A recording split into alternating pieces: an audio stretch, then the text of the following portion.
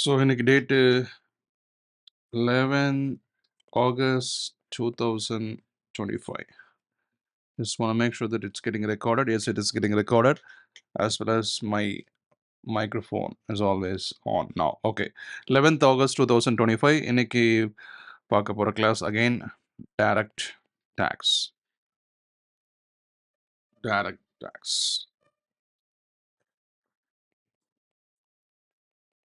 இந்த டைரக்ட் டேக்ஸில் லாஸ்ட் கிளாஸில் நம்ம என்ன பார்த்தோம் அப்படின்னு சொன்னால் optional tax regime and default tax regime ரெண்டு ஸ்லாப் ரேட்ஸ் என்ன, அதில் என்னென்ன ஹையர் சர்ச்சார்ஜஸ் இருக்குது. டிஃபால்ட் டேக்ஸ் ரெஜிமில் 25% ஹையர் சர்ச்சார்ஜ் வரைக்கும் தான் இருக்குது. 37% is not applicable. But if you go with optional tax regime you will get to see 25%, 37% both are there. ஓகேவா? ஸோ இன்னைக்கு நம்ம லாஸ்ட் கிளாஸ்லேயே ஆல்ரெடி நம்ம பார்த்துருப்போம் என்னென்னா higher surcharge will not be applicable. Higher surcharge will not be applicable for long-term capital gain. Long-term capital gain.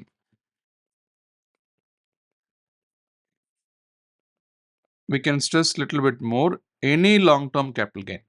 So long-term capital gain என்ன ஜென்ரலாக வந்து பார்த்தீங்கன்னா listed sharesல நீங்கள் ப்ராஃபிட்டில் விற்கிறீங்க. So long-term capital gain of listed shares. ஓகேவா?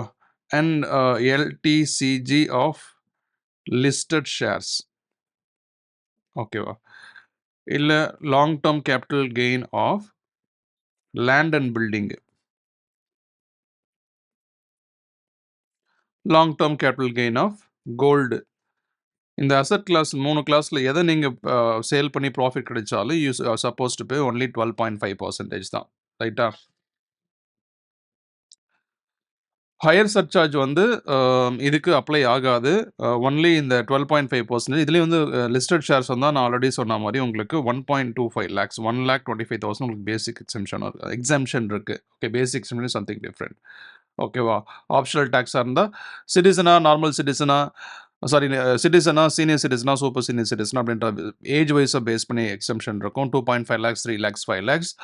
But new tax regime or default tax ரெஜிமில் உங்களுக்கு அந்த மாதிரி ஏஜ் வைஸாக கிடையாது. ஃபிக்ஸடாக அப் டு 4 lakhs வரைக்கும் பேசிக் எக்ஸப்ஷன் இருக்குது. இதை தாண்டி லிஸ்டட் ஷேரில் நீங்கள் லாங் டேர்ம் கேபிட்டல் கெயின் வந்து வச்சிருக்கீங்க அப்படின்னா அதை ஸ்கொயர் ஆஃப் பண்ணுறப்போ 1,25,000 வரைக்கும் நீங்கள் எக்ஸம்ஷன் வாங்கிக்கலாம். ஃபார் எக்ஸாம்பிள் இப்போ உங்களுடைய இன்கம் வந்து 8 crores அப்படின்னு வச்சுக்கோங்களேன்.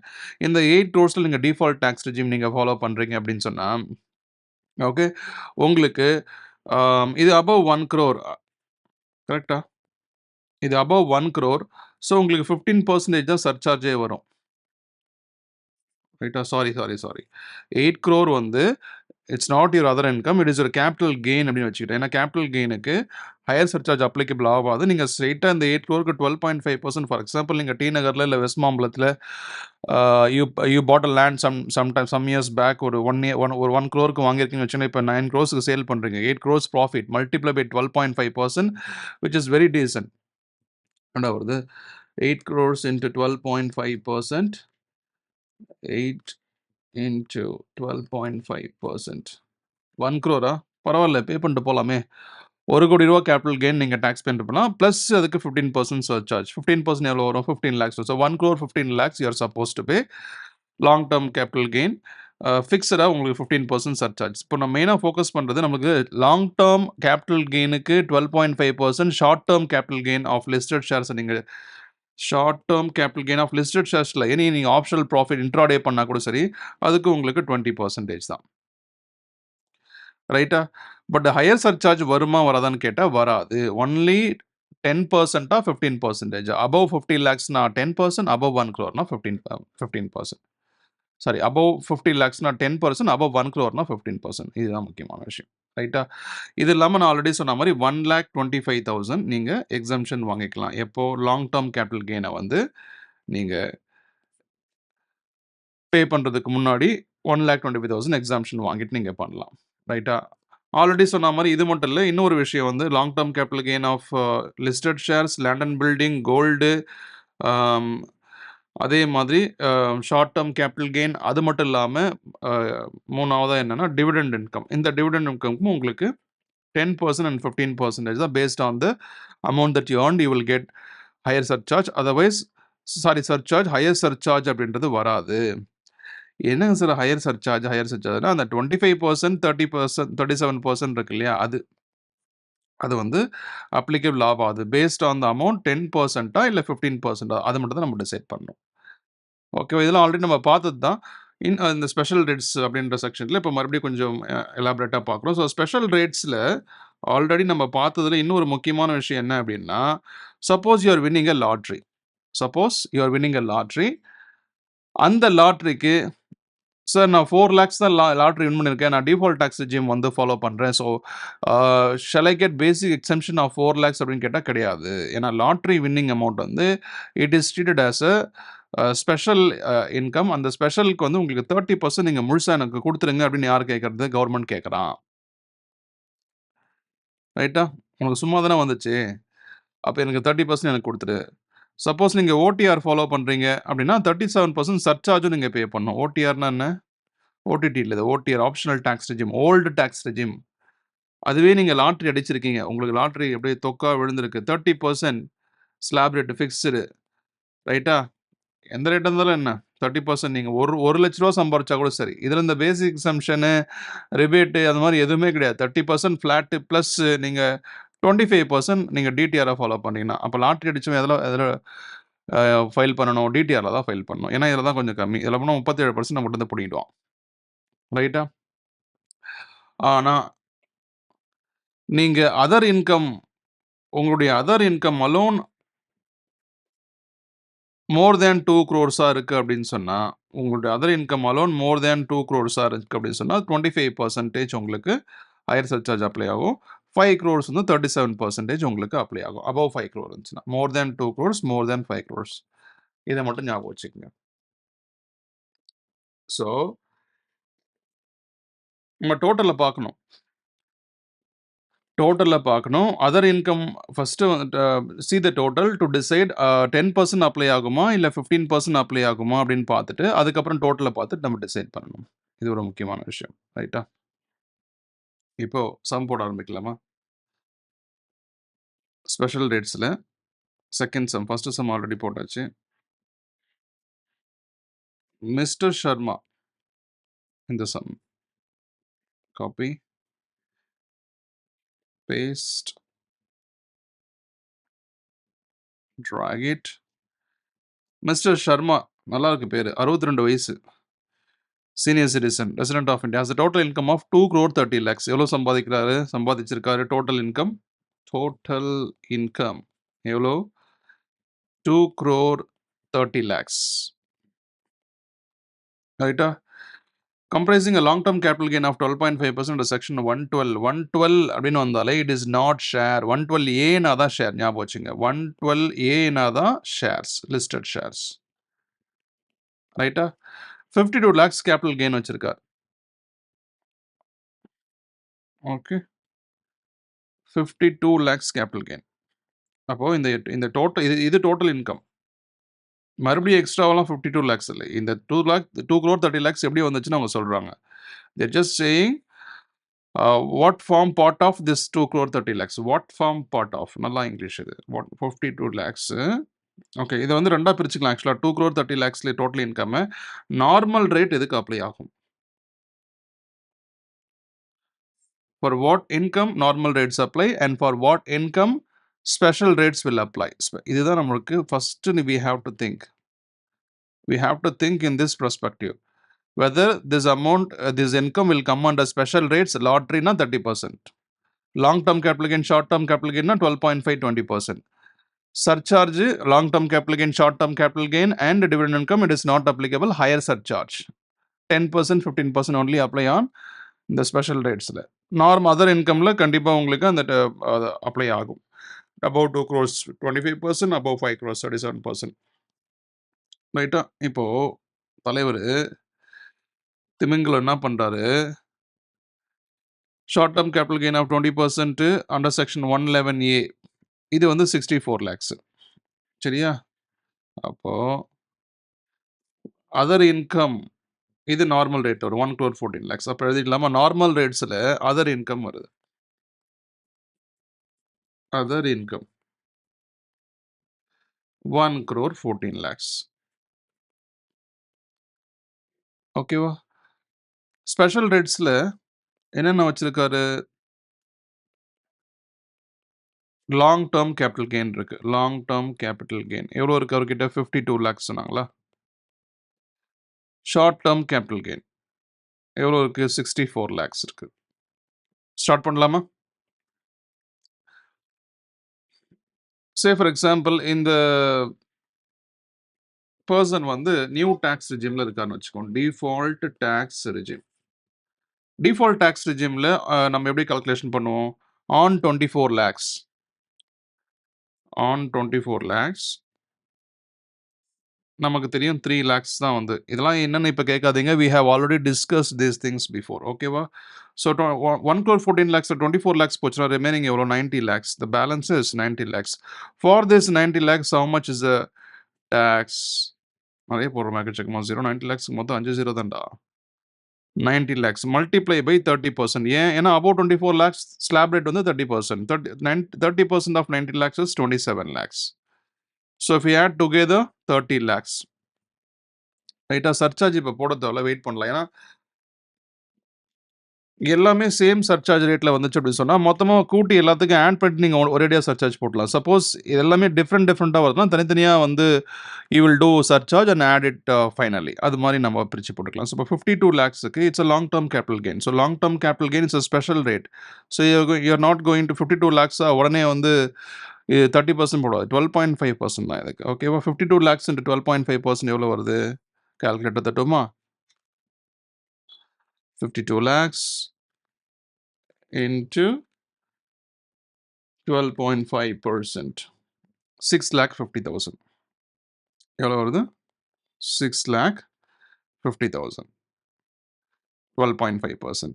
அதுவே தலைவர் 64 lakhs இங்கே earn பண்ணியிருக்காரு. இதுக்கு வந்து 20%. ஏன்னா இது ஷார்ட் டேர்ம் கேபிட்டல் கெயின். இது ஆல்ரெடி நம்ம டிஸ்கஸ் பண்ணிட்டோம். ஷார்ட் டேர்ம் இல்லை லாங் டேர்ம் கேபிட்டல் கெயின் வந்து பார்த்தீங்கன்னா உங்களுக்கு 24 monthsக்கு மேலே வச்சிருக்கணும். இப்போ வந்து இதுக்கு டவுட்லாம் எதுவும் கேட்காதீங்க. லெஸ் தேன் 24 monthsனாலே நீங்க எந்த அசெட்டை வித்தாலும் அது ஷார்ட் டேர்ம் கேபிட்டல் கெயின் வந்துடும். அப்போ it will attract 20% of your capital gain. So இங்கே வந்து it is they are explicitly saying that it is a short term capital gain which means the entire capital gain will attract 20% tax. So 20% of 64 lakhs we know that 12 lakhs 80,000. ஓகேவா? So tax வந்து இது மூணுத்துக்கு நம்ம calculate பண்ணியாச்சு. 30 lakhs, 6 lakhs and 12 lakhs. 30யும் 12ம் 4280. 4280யும் 6 lakhs 50யும் okay. I cannot do it in mind. Let me use my calculator. அதுக்கு தான் கால்குலேட்டர் யூஸ் பண்ண சொல்கிறாங்க. 30 lakhs plus 6.5 lakhs plus 12.8 என்ன வருது? 49 lakhs 30,000 வருது. கரெக்டா? கரெக்ட். ஸோ 49 lakhs 30,000 அவர் earn பண்ணது எவ்வளோ? 2 crore 30 lakhs. தலைவர் திமிங்கல ஹாஸ் earned 2 crore 30 lakhs. அதில் 49 lakhs 30,000 கவர்மெண்ட்டுக்கு கப்பம் கட்ட வேண்டும், வரி கட்ட வேண்டும், டாக்ஸ் கட்ட வேண்டும். 49 lakhs. இது மட்டும் விட்டுருவாங்களா? இதோட விட மாட்டாங்க. என்ன பண்ணுவாங்க கவர்மெண்ட்டு? நீ சம்பாதிக்கிற இல்லை, நான் உனக்கு ரோடு போட்டு கொடுத்தேன், கவர்மெண்ட் ஹாஸ்பிட்டல் கட்டி கொடுத்தேன், பசங்களை உங்கள் ஸ்கூல் காலேஜ் படிக்கிற, நீ ப்ரைவேட் காலேஜ்லேயே படிச்சிருந்தா அந்த காலேஜுக்கு நான் லைசன்ஸ் வாங்குறதுக்கு கவர்மெண்ட் பாடிலாம் வச்சு நிறைய எம்ப்ளாயீஸ்லாம் போட்டு அந்த பில்டிங் ஒழுங்காக ஸ்ட்ராங்காக இருக்கா இல்லையா, இல்லை உன் பையன் மேலே ஏதாவது தலையில் ஏதாவது விழுந்துருமா அப்படின்ற மாதிரிலாம் வேலை செஞ்சு அவங்களுக்கு எவ்வளோ சேஃப்டி. இப்போ நிறைய கண்ட்ரியில் ரோட்டில் போனால் சுட்டு தள்ளிடுவான். நம்ம இந்தியா நாட்டில் நல்லா ஃப்ரீயாக செக்யூரிட்டிலாம் கொடுத்து உங்களை நடக்க விட்றாங்க இல்லையா? அதனால நான் ஒரு பெனிஃபிட் உங்களுக்கு கொடுத்தேன். நீ என் நாட்டில் வந்து சம்பாதிச்சதால என் இந்தியன் சிட்டிசனால நீ டேக்ஸ் பே பண்ணுன்றாங்க. நல்லா ஸ்டோரி. ஓகே. சர்சார்ஜ் 15% அப்ளை ஆகும். ஏன்? Anybody can guess it? 15% தான் வந்து சர்சார்ஜ்.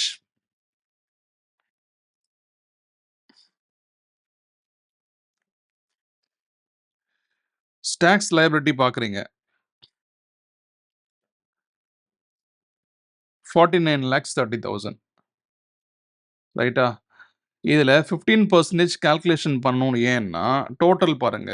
டோட்டல் வந்து 2 crore 30 lakhs. So 2 crore 30 lakhs அப்படின்னா அதர் இன்கம் 2 crore 30 lakhs இருக்கப்போ அதர் இன்கம் மட்டும் இல்ல. சாரி. 1 crore 14 lakhs. இதுதான்டா கால்குலேஷன். இப்ப இதுதான் பார்க்கணும். ஸோ இந்த 1 crore 14 lakhs தான் வந்து அதர் இன்கம். இந்த அதர் இன்கம் வந்து less than 2 crores but more than 1 crore அப்படின்னா 50 lakhsனா 10%. 1 crore-னா 15%. அப்போ 15%. அப்போ எதை பார்க்கணும்? அதர் இன்கமை பார்க்கணும். You just have to see the other income. So இது எப்படி மார்க் போட்டு வச்சுக்கோ. இதை தான் பார்க்கணும் அப்படின்ட்டு. So 15% of 1 crore 14 lakhs, sorry 49 lakhs 30,000 எப்படின்னு பார்த்தா எவ்வளோ வருது? 7 lakhs 39,500. Right? So put together 56 lakhs 69,500. Okay. And another 4% cess. Another 4% cess எவ்வளோ? 56 lakhs 69,500. கட்டுவோமா? 56 lakhs 69,500 multiply by 4%. எவ்வளோ? 2,26,780. ஹையர் சர்சார்ஜ் ஒரு கலரு, செஸ் ஒரு கலரு, கலக்கிறப்பா. அப்போ 58,96,280 is due for the other income. இதுக்கு மட்டுமே வா. அதர் இன்கம் ஒரு 1 crore 14 lakhs தான் சம்பாதிச்சான். அதுக்கு 58 lakhs கட்ட வேண்டியதுனா கிட்டத்தட்ட பாதிக்கு பாதி கட்டாரா 50%. ரைட்டா? இல்லை. அதர் இன்கம் மட்டும் இல்லை இது ஆக்சுவலாக 30 lakhs plus 6 lakhs 50,000 plus 12 lakh. Total 2 crore 30 lakhs-க்கு he is supposed to pay 58 lakhs 96,280. So முக்கியமான விஷயம் இதில் நம்ம பார்க்க வேண்டியதுன்னா இந்த 15% எப்படி டிசைட் பண்ணணும்? You have to see the other income. Other income வந்து சர்சார்ஜ் அப்ளிகபிளா, ஹையர் சர்சார்ஜ் அப்ளிகபிளா இல்லையான்னு பார்க்குறோம். அதர் இன்கம் வந்து 1 crore 14 lakhs. அப்போ 15% போதும்.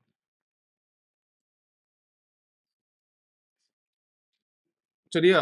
சப்போஸ் அதில் வந்து இல்லை, அது அதிகமாக இருக்குது அப்படின்னா அதுக்கப்புறம் நம்ம டோட்டலில் பார்க்கணும். டோட்டலில் பேஸ் பண்ணி தான் சர்சார்ஜை பார்க்கணும். ஓகே. இப்போ இதே சம்மவே நம்ம என்ன பண்ணுறோம்? இதே சம்மை இதை அப்படியே காப்பி பண்ணிக்கலாமா? இது ஆப்ஷனல் டேக்ஸ் ரெஜிமில் போட்டோம். இதுவே காப்பி என்ன பண்ணலாம்? பழைய டேக்ஸ் ஒருத்தன் ஃபாலோ பண்ணுறான், ஓல்டு டேக்ஸ் ரெஜிம் ஒரு ஆப்ஷனல் டேக்ஸ் ரெஜிமை ஃபாலோ பண்ணுறான் அப்படின்னு சொன்னால் இப்போ என்ன சேஞ்சஸ் இருக்கு நம்ம பார்த்துடலாமா?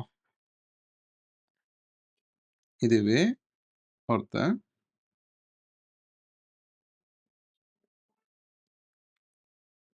என்ன பண்ணுறான்? ஆப்ஷனல் டேக்ஸ் ரெஜிமை ஃபாலோ பண்ணுறோம். எதை ரேஸ் பண்ணணும்? 24 lakhs-க்கு பதிலாக என்ன தான் நடக்கும்? 10 lakhs தான் உனக்கு. அந்த 10 lakhs-க்கு எவ்வளோ உனக்கு?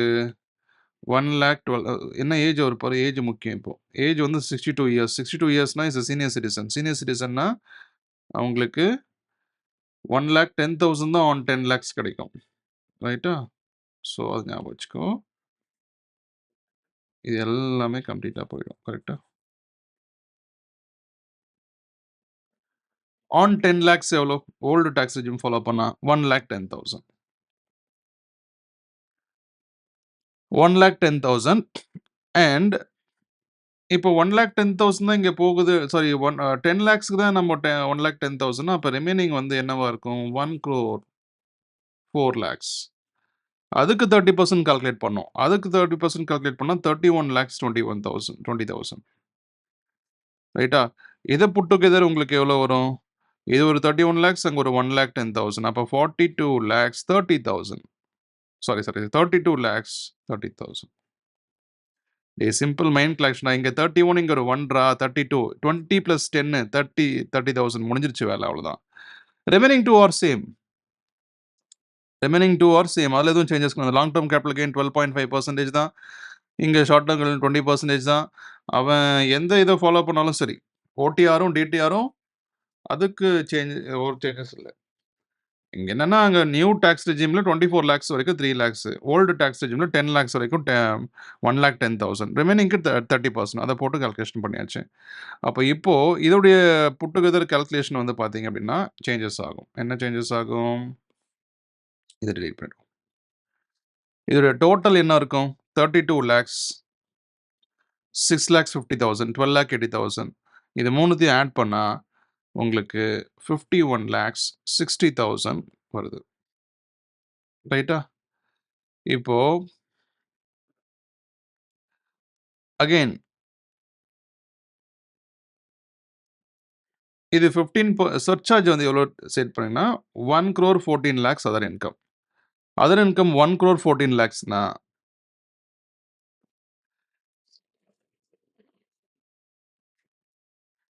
ஹையர் சர்சார்ஜ் வருமா வராதா? வராது. அதுக்கப்புறம் நம்ம டோட்டல்ல பார்க்குறோம். இது does not exceed total income 2,30 lakhs. 15% தான் வரும். 7,74,000. 59,34,000. பட் இந்த ஹையர் சர்சார்ஜுக்கு மட்டும் above 2 crores-னா 25%, above 5 crores-னா 37%ன்றது ஓல்டு டாக்ஸ் ரெஜிம்ல. நியூ டாக்ஸ் ரெஜிம்ல higher surcharge will not apply for long term capital gain, short term capital gain, dividend. But other இன்கம்க்கு ஹையர் சர்சார்ஜ் அப்ளை ஆகும். அதர் இன்கம்ல இது பார்க்குறீங்க 1 crore. 1 crore-க்கு வந்து 15%. சிம்பிளா அதர் இன்கம்மை பார்த்து அப்படியே போட வேண்டியது தான். இந்த டோட்டல் பார்க்குற கான்செப்ட் மட்டும் கிளாரிஃபை சம்டைம் லேட்டர். ஓகே. அடுத்தது 4% செஸ். இந்த 59,34,000ல 4% எவ்வளோ? 59,34,000 multiplied by 4%. 2,37,360. 2,37,360. Put together 61,71,360. This is tax due. இதை மட்டும் அழகாக எழுதிருங்கப்பா. நம்ம போடுற சம்மு ரைட்டோ தப்பு, இந்த டேக்ஸ் டியூவாக கரெக்டாக எழுதணும். இதை பார்த்தா இந்த டேக்ஸ் டியூன்னு எழுதியிருக்கான்றதுக்காக அதை மார்க் போட்டாலும் போடுவோம். வைப்பு இருக்கா? வைப்பில்லை ராஜா. எல்லாமே கரெக்டாக வரணும். So how have you decided 15% is what important, ரைட்டா? இந்த 1,14 lakhs நம்ம பார்க்குறோம், which is less than 2 crores. அப்போ 15%. டோட்டலையும் பார்க்கணுமா பார்க்கக்கூடாதா? I have little bit of confusion. I'll clarify little later. சரிங்களா? ஆனால் வந்து 2,30 lakhs-ஐயும் பார்க்கணும். ஆனால் அதை பார்த்தா இது அபவுட் 2 crores. நானும் 25% போட்டு போயிடுவேன். ஆனால் அது 15% தான் போட்டிருக்காங்க. I need some clarity. I'll get back to you later. அடுத்த சம் போயிடலாமா? ஹையர் சர்சார்ஜ் அப்ளை ஆகுதா, அப்ளை ஆகலையா? பட் ஜென்ரலாக இது வந்து ஸ்பெஷல் ஸ்டேட்டஸா? ஸ்பெஷல் ரேட்ஸில் இங்கே பாருங்களேன், அபவுட் 2 crores-னா 25%, எக்ஸீட்ஸ் 5 crores-னா 37%. இது if total income excluding ABC. யார் ஏபிசி? இந்த மாதிரி long term, short term capital gain இது எல்லாத்தையும் எக்ஸ்க்ளூட் பண்ணதுக்கு அப்புறம் வரக்கூடிய இன்கம், அப்போ அதர் இன்கம் தான் அது. Applicable only an other income. Other income 2 crores தாண்டிச்சுன்னா தான் 25%. 5 crores தாண்டா தான் டிசைட். அதுக்கு கீழே இருந்துச்சுன்னா அப்போ 10 15 தான் டிசைட் பண்ண. அப்போ அதர் இன்கம் மட்டும் பார்த்தா போதும். எதுக்கு? ஹையர் சர்சார்ஜுக்கு. Higher 25% does not apply. இதுக்கு எதுக்கு அப்ளை ஆகும்? அதர் இன்கம்க்கு அப்ளை ஆகும். If total income after excluding ABC, long term capital gain, short term capital gain, dividend income, இது மூணுத்தையும் எக்ஸ்க்ளூட் பண்ணதுக்கப்புறம் வர இன்கம்க்கு 2 crores அப்போ 25%, எக்ஸிட்ஸ் 5 crores 37%. ஓகே. அடுத்த கொஸ்டின் போயிடலாமா? யார் இது அடுத்தது? நம்ம அடுத்த அகர்வால், மிஸ்டர் அகர்வாலை போஸ்ட்மார்ட்டம் பண்ணுவோம். அகர்வால் என்ன பண்ணி வச்சிருக்காரு, எங்கே சம்பாதிச்சிருக்காருன்னு பார்த்து அவருக்கு ஒரு டேக்ஸை போடுவோம். போட்டலாமா?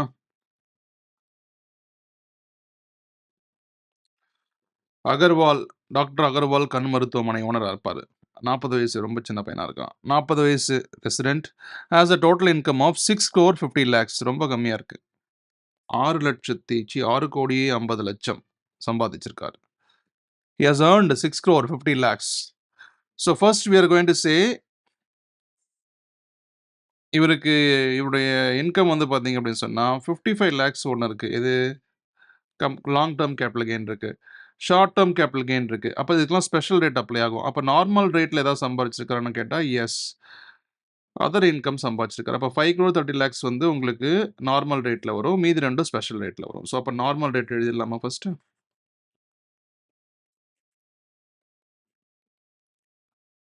நார்மல் ரேட், அதர் இன்கம்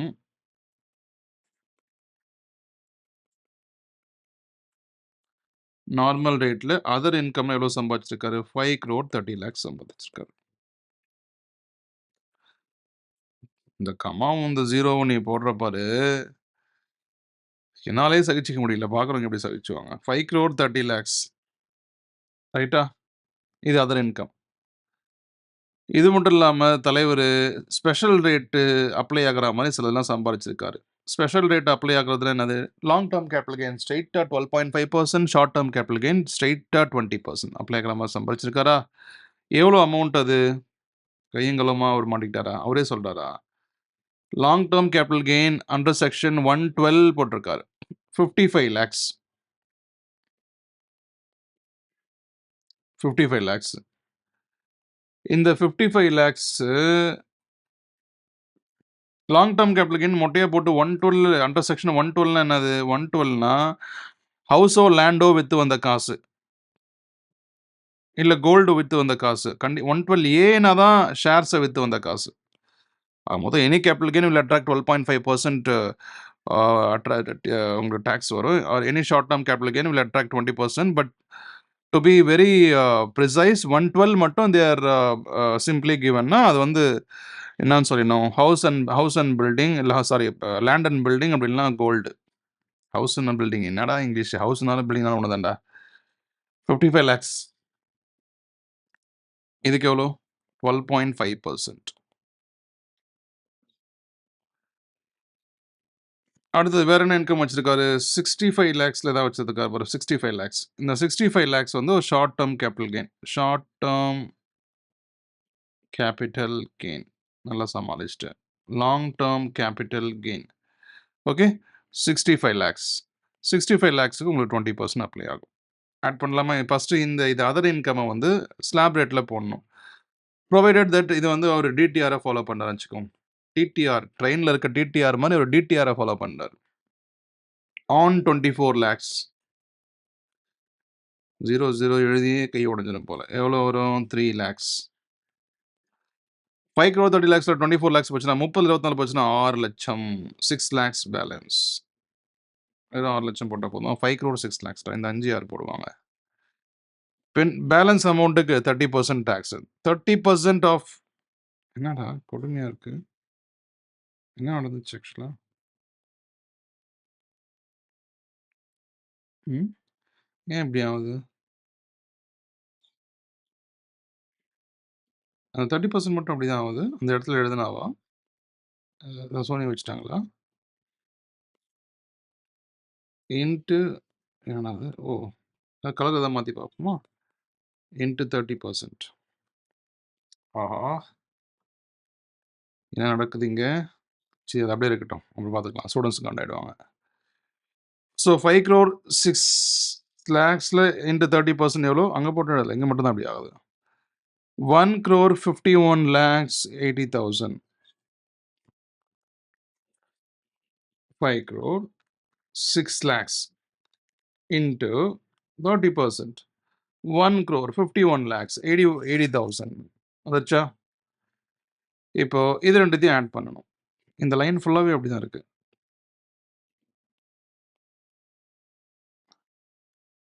இது ரெண்டுத்தையும் ஆட் பண்ணால் உங்களுக்கு 1 crore 54 lakhs 80,000. இது வந்து மாரி மாறப்போதா? நல்லா இருக்கு. இந்த லைனில் மட்டும்தான் ஏதோ பிரச்சனை.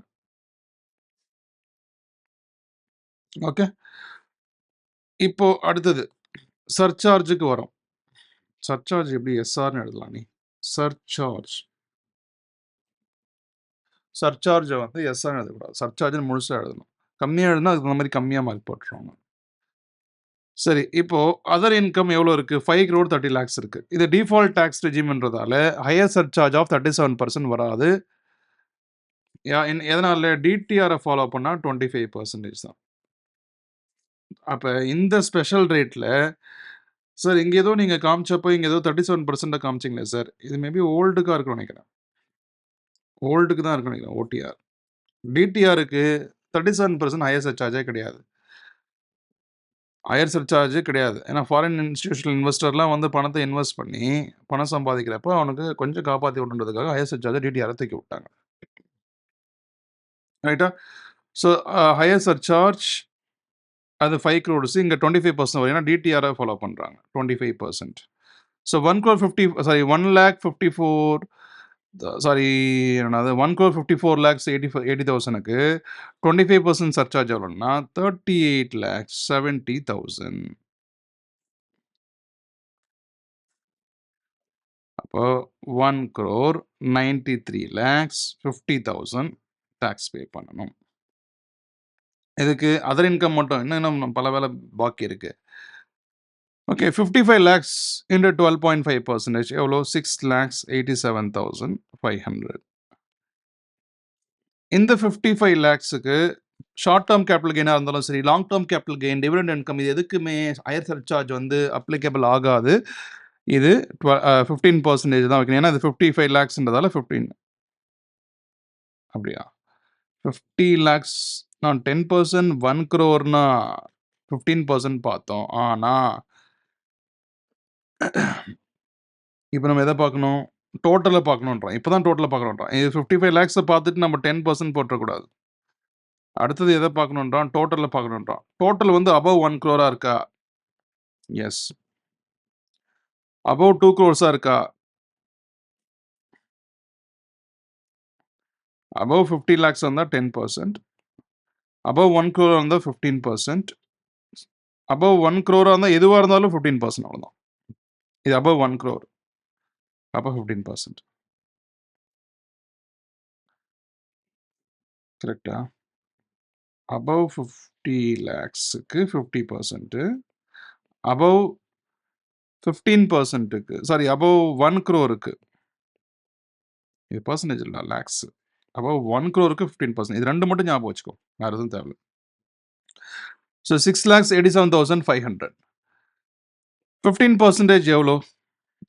103,125. 1,03,125. ஆட் பண்ணால் 7,90,675. ஆட் பண்ணிக்கோங்க. அடுத்தது 65 lakhsல 20% எவ்வளோ? ஏன்னா ஷார்ட் டேர்ம் கேபிட்டல் கெயின் எவ்வளோ? 25 10க்கு 0 மீதி 1 26 12 13 லேக்ஸ்னா ஒரு 5 0 வரும்ல? 5 0 வருமா? 2 3 4 அப்போ 13 lakhs.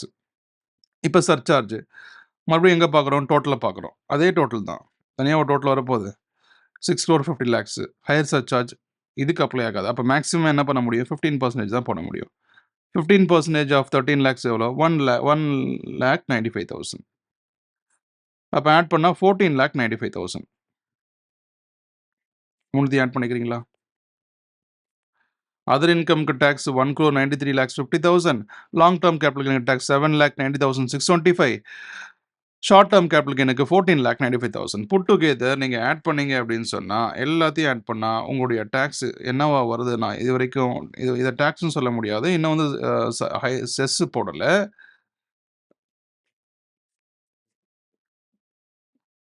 என்ன வருது? 2,16,35,625. ரைட்டா? இந்த மாதிரி ஈக்குவல் சிம்பிள்லாம் போடாத, நல்லா இல்லை. 4% செஸ். 4% செஸ் எவ்வளோ? அடிக்கலாமா கால்குலேட்டரில்? 2,16,35,625 மல்டிப்ளை பை 4%, 86,054. நம்பரை கூட பார்த்து படிக்க தெரில. 8,65,425. 8,65,425. இதையும் ப்ளஸ் 2,16,35,625 ரெண்டுத்தையும் ஆட் பண்ணா 2,25,1,050. எப்படி எழுதுவ 1,050? சம்மா வைக்க தெரியலையா உனக்கு? 050. ஓகேவா? கை தட்டிடு கை தட்டி அமுச்சு விடு. ஓகே இருந்துச்சா? ஸோ இங்க வந்து பார்த்தீங்கன்னா, 25% சர்சார்ஜ் அப்ளை ஆகுது. ஏன் 25% சர்சார்ஜ்னா, அதர் இன்கமே உனக்கு 5 crore மேல போகுது. டிஃபால்ட் டாக்ஸ் ரெஜிம்ன்றதால 25%. அதுவே ஓல்டு இது ஓல்டு டாக்ஸ் ரெஜிம் போனா இங்க 25 பதிலா 37% வரும். அப்படியே இது மாறும். மா ரைட்டா? மீதி 2 சேமா தான் இருக்கும். அதே மாரி இங்க 24 லேக்ஸ் வராது. 24 லேக்ஸ்க்கு பதிலா 10 லேக்ஸ் வரும். கால்குலேஷன் மாறும். உங்களுக்கு ஆல்ரெடி இது தெரியும். ரைட்டா? வேண்ணா இது டிடிஆர் வந்து 24 லேக்ஸ் வச்சேன் இல்லையா? இதுவே வந்து ஓடிஆர் அப்படின்னா, உங்களுக்கு நான் ஆன்ஸர் மட்டும் சொல்றேன். நீங்களே போட்டுக்கங்க. ஏன்னா நான் பேசி உங்கள கடுப்பேத்த விரும்பல. ஓடிஆர் அப்படின்னா 2 சேஞ்சஸ் தான். ஒண்ணு இந்த 24 லேக்ஸ்க்கு பதிலா இந்த 10 லேக்ஸ் போடுவீங்க. இங்க 5 crore 6 லேக்ஸ்க்கு பதிலா உங்களுக்கு என்ன தான் வரும்? 5 crore 20 லேக்ஸ் வரும். கரெக்ட்டா? அந்த ஸ்லாப் ரேட் வந்து மாறும். ஸ்லாப் சேஞ்ச் ஒண்ணு இருக்கு. 2 சேஞ்சஸ்.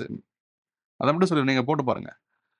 ஹையர் சர்சார்ஜ் இது வந்து 1. 2வது வந்து பார்த்தீங்கன்னா, ஹையர் சர்சார்ஜ் வந்து 37% அப்ளை ஆகும். மீதி 2 short term capital gain, long term capital gain இது 2ம் சேம் தான். ஓகேவா? இது 2ம் சேம் தான். அப்போ இது பண்ணீங்கன்னா உங்களுக்கு ஃபைனல் ஆன்ஸர் என்ன வரும் அப்டின்னா, 2,47,64,220. சார் இது உங்களுக்கு எப்படி சார் போடாமயே தெரியுது? ஆல்ரெடி போட்டேன் பாஸு. அவ்வளோதான். ஸோ, முக்கியமான விஷயம் என்னன்னா, ஹையர் சர்சார்ஜ் என்ன வரும் அப்படின்றது நமக்கு தெரியணும். Short term capital gain, long term capital special rate உட்ரு. அதர் இன்கம்க்கு மட்டும் நம்ம அதர் இன்கமோட டோட்டல பார்த்து போடணும். இதுவே ஓடிஆர்னா 25% 37% அப்ளை ஆகும். டிடிஆர்னா ஒன்லி 25% தான் அப்ளை ஆகும். அதுலயும் 10 அதாவது டோட்டல் இன்கம்ம அதாவது அதர் இன்கம்ம பார்க்கணும். அது கம்மியா இருந்துச்சுன்னா 15% தான். அது 2 crores தாண்டுனா தான் உங்களுக்கு 25%ஆ 37% அப்படின்றத நம்ம டிசைட் பண்ணுவோம். ஹையர் சர்சார்ஜ் அப்ளை ஆகுமா ஆகாதான்றத பார்த்துட்டு. ஓகேவா? அடுத்தது வெஸ்ட் இண்டஸ்ட்ரியல் சார்ட்டர்ஸ் இல்ல. அகர்வால முடிச்சு விட்டோமா? அடுத்தது யாரு? இவரு. எக்ஸ். யாருக்கு எக்ஸ்? இது பேரு எக்ஸ். ஓகேவா? போட்டுடலாமா? Copy, paste. இப்போ மிஸ்டர் எக்ஸ் என்ன பண்றாரு? Mister X furnishes the following information for the previous year ending 31st March 2026. His total income is 24 lakhs. Compute his tax liability for the assessment year 2026-27, assuming that he has opted out default tax regime. Opted out default tax regime opt பண்ணியிருக்காரு. 24 லேக்ஸுக்கு என்ன sir வரும்? Case A 3 case கேட்டிருக்காங்க. Case A, case B, case C. Case ஏல என்ன வருது அப்படின்னா 24 லேக்ஸ் சம்பாதிச்சிருக்காரு. எவ்வளோ சம்பாதிச்சிருக்காரு தலைவர் திமிங்கலம்? 24 lakhs. We know that WKT. We know that on 24 lakhs, how much is the tax? 3 lakhs. Remaining 0. அப்போ அந்த 3 lakhs இருக்கு இல்லையா? அந்த 3 lakhsக்கு என்ன பண்ணணும்? 4% செஸ். ஹையர் சர்சார்ஜே வராது. 50 lakhsக்கு மேலே போனால் தான் சர்சார்ஜ். அப்போ 12,000. 4% ஆஃப் 3 lakhs எவ்வளோடா? 3,12,000. முடிஞ்சிருச்சு. சிம்பிளா? டன். கேசியை முடிச்சிட்டோமா? மார்க் வாங்கிட்டோமா? சிஏ பாஸ் பண்ணிட்டோமா? இல்லை என்ன இருக்குடா? Case B. கேஸ் பி என்ன சொல்றாங்க? Total income consist of winning from a TV contest. ஓஸ்ல வந்த காசு. இல்லை நீ டிவி கான்டெஸ்ட்டில் கோன் பனேகா க்ரோர்பதியில் ஜாயின் பண்ணி நீ பணத்தை அடிச்சுட்டு வந்துட்ட. ரைட்டா? அப்போ அது வந்து எதில் ரேட் வரும்? ஸ்பெஷல் ரேட்டில் வரும். Winning from TV contest. Dubai ticket வாங்கி நீங்கள் ஜெயிச்சிட்ட. Winning from TV. Kerala lottery வாங்கி ஜெயிச்சிட்ட. Winning from TV contest. ரைட்டா? இந்தியாவில் தான் இது நடக்குது. அது அந்த துபாய் மட்டும்லாம் மறந்துடும். இதே 24 லேக்ஸ் தலைவர் திமிங்கலம் 24 லேக்ஸ் டிவி கான்டெஸ்ட்ல ஜெயிச்சிருந்தாருன்னா ஃபிளாட்டா என்ன சொல்லுங்க? டக்குன்னு சொல்லுங்க பார்க்கலாம். 30%. ஸோ 7,20,000. 4% செஸ். 28,800. அப்போ புட் டுகெதர் உங்களுக்கு 748,800. ரைட்டா? So, your answer will not differ if your TV contest money is 30%. No, எவனா கேட்டுற போறான் சார். இந்த 24 lakhsல சார் உங்களுக்கு 4 lakhs பேசிக் எக்ஸம்ஷன் ஏதாவது குடுத்துருவாங்களா? அப்படின்னு கேட்டா, கிடையாது. ஸ்பெஷல் ரேட்னா ஸ்பெஷல் ரேட் தான். 30%னா 30% தான். அதுல எந்த விதமான சேஞ்சஸும் உங்களுக்கு கிடையாது. முக்கியமான விஷயம். அடுத்தது கேஸ் சி. 3வது கேஸ். ஸோ இந்த 3வது கேஸ்ல என்னன்னா, total income consist of income only by way of long term capital gain on sale of listed shares through the stock exchange. The person has sold his long held share more than 2 years he's been holding. Now he's selling the shares. He's got a profit of 24 lakhs. This 24 lakhs, he will attract tax of 12.5 percentage, which means, okay, I forgot, என்ன forgot, 24 lakhs நீங்கள் long term capital gain நல்ல original ஹானஸ்டாக hard earned மணின்றதால நீங்கள் basic exemption 4 lakhs you can deduct as well as 1.25 lakhs வந்து நீங்கள் ஷேரோட long term capital கெயினுக்கு கழிச்சுக்கலாம். அப்போ இது மல்டிப்ளை பை 12.5% தான் உங்களுக்கு ஆக்சுவல் டேக்ஸு ப்ளஸ் 4% செஸ். ஓகேவா? ஸோ அது எவ்வளோ வரும்? 24 lakhsல 4 lakhs போகிறோம். 20 lakhsல 1.25 போச்சுன்னா 18.75, அதுக்கு 12.5%, இதுக்கு ஒரு 4% செஸ் போட்டால் உங்களுக்கு 2 crore 43 lakhs, சாரி 2 lakhs. இந்த க்ரோர்னு பேசி பேசி எல்லாம் க்ரோராகவே வருதுடா வாயில். காசனா மாத்திரம் நம்மகிட்ட இல்லை. 2,43,750. ரைட்டா? டன். அடுத்தது. ஸோ இதில் என்ன பார்த்தோம் ஆக்சுவலாக, இதில் என்ன புரிஞ்சுது நமக்கு, இன்கம் வந்து ஸ்ட்ரைட்டாக ஸ்லாப் ரேட்டில் வந்துச்சுன்னா 3,12,000 டேக்ஸ் கட்ட வேண்டியது வருது. இதுவே டிவி கான்டெஸ்ட் வந்தால் 7,48,000, 24 லட்சத்தில் 7,48,000 போகுது.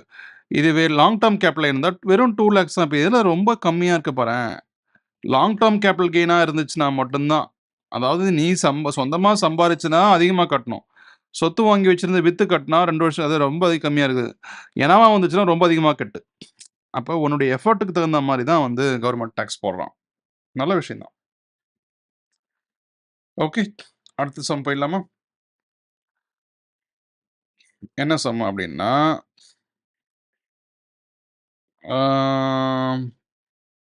Unexplained income.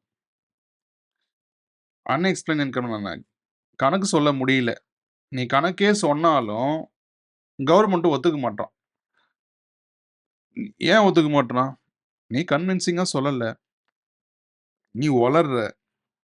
அப்போ அவனை கன்வின்ஸ் பண்ணுற மாதிரி சொன்னால் ஒத்துப்பானா சார்? ஒத்துப்பான். அது என்ன பிரச்சனை? இப்போ நம்ம தமிழ்நாட்டில் சென்னையில் எவ்வளோ ஸ்பெசிஃபிக்காக சொல்ல விரும்பல, எம்எல்ஏ எம்பி பசங்க பொண்ணு கல்யாணம், டாக்டர் மேரேஜ் 10 லட்சத்தில் பண்ணுவாங்க நினைக்கிறீங்க? 100 கோடி, 100 கோடியில் கல்யாணம் பண்ணுறாங்க. இன்கம் டேக்ஸ் எப்படியோ எவனோ போட்டு கொடுத்துட்டான். சார், தலைவர் திமிங்கலம் அவங்க பொண்ணுக்கு he has fixed a marriage hall. Marriage hall they will not fix. They will capture some 50 acres of land. They themselves will lay a big what to say, ஒரு பெரிய ஒரு ஆடிட்டோரியம் மாதிரி ஒரு ஷெட்டு போட்டு விட்டுருவாங்க. அதில் வந்து பார்த்தீங்கன்னா உங்களுக்கு வீடியோலாம் போடுவாங்களா, யூடியூப்பில் பார்ப்பீங்க. மட்டன் வறுவல், சிக்கன் வறுவல், மட்டன் சுக்கா, மட்டன் பிரியாணி, சிக்கன் 65, நான்வெஜ் வேணால் நான்வெஜ், வெஜ்ஜு வேணால் உங்களுக்கு வெஜ்ஜு. ஒரு 1,00,000 பேர் வந்து சாப்பிடுவோம். 100 கோடிக்கு செலவாகும். 100 கோடி விட்டுறேன், ஏன் ஒரு 10 கோடி செலவாகட்டுமே. அண்ணே, இது வந்து கவர்மெண்ட்டுக்கு ஏதோ யாரோ ஒருத்தன் நமக்கு தெரியல, நமக்கு வேண்டாத நிறைய பேர் இருப்பான்ல, அவன் என்ன பண்ணுறான், போட்டு கொடுத்துட்டான். இன்கம் டேக்ஸ் நோட்டீஸ் வருது. இதை நீங்கள் எக்ஸ்பிளைன் பண்ணுங்க, என்ன பிஸ்னஸ் பண்ணி சம்பாரிச்சிங்க அப்படின்னு கேட்குறான். எதுக்கு? இந்த 100 கோடிக்கோ இல்லை இந்த 10 கோடிக்கோ கேட்குறான். நம்ம தலைவர் திமிங்கலம் போய் எக்ஸ்பிளைன் பண்ணுறாரு. என்னென்னு எக்ஸ்பிளைன் பண்ணுறாரு?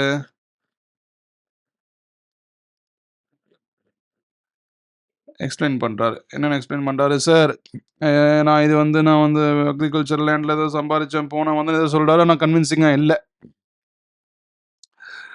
அப்போ கன்வின்ஸ் பண்ண முடியல, சாட்டிஸ்ஃபை பண்ண முடியல.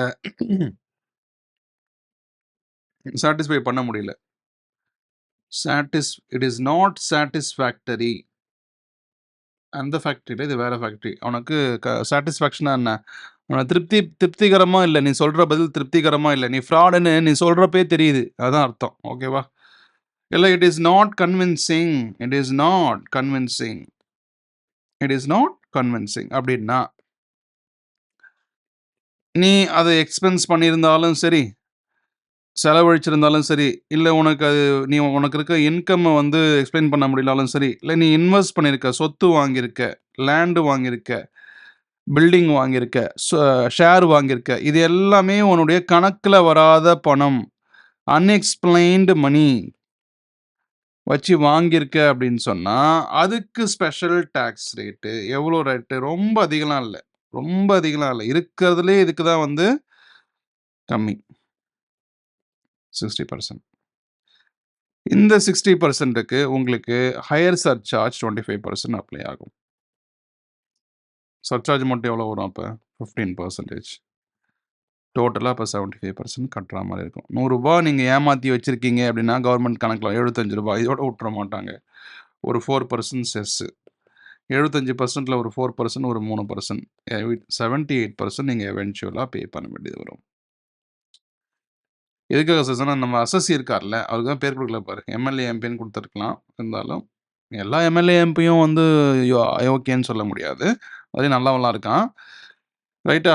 நல்லவங்கலாம் இருக்காங்க. ஏன்னா, அவங்க வந்து மக்களால் தேர்ந்தெடுக்கப்பட்ட பிரதிநிதி. ரைட்டா? அதனால we should give respect for them. So 78% நீங்க ஃப்ளாட்டா பே பண்ண வேண்டியது வருது. ஓகேவா?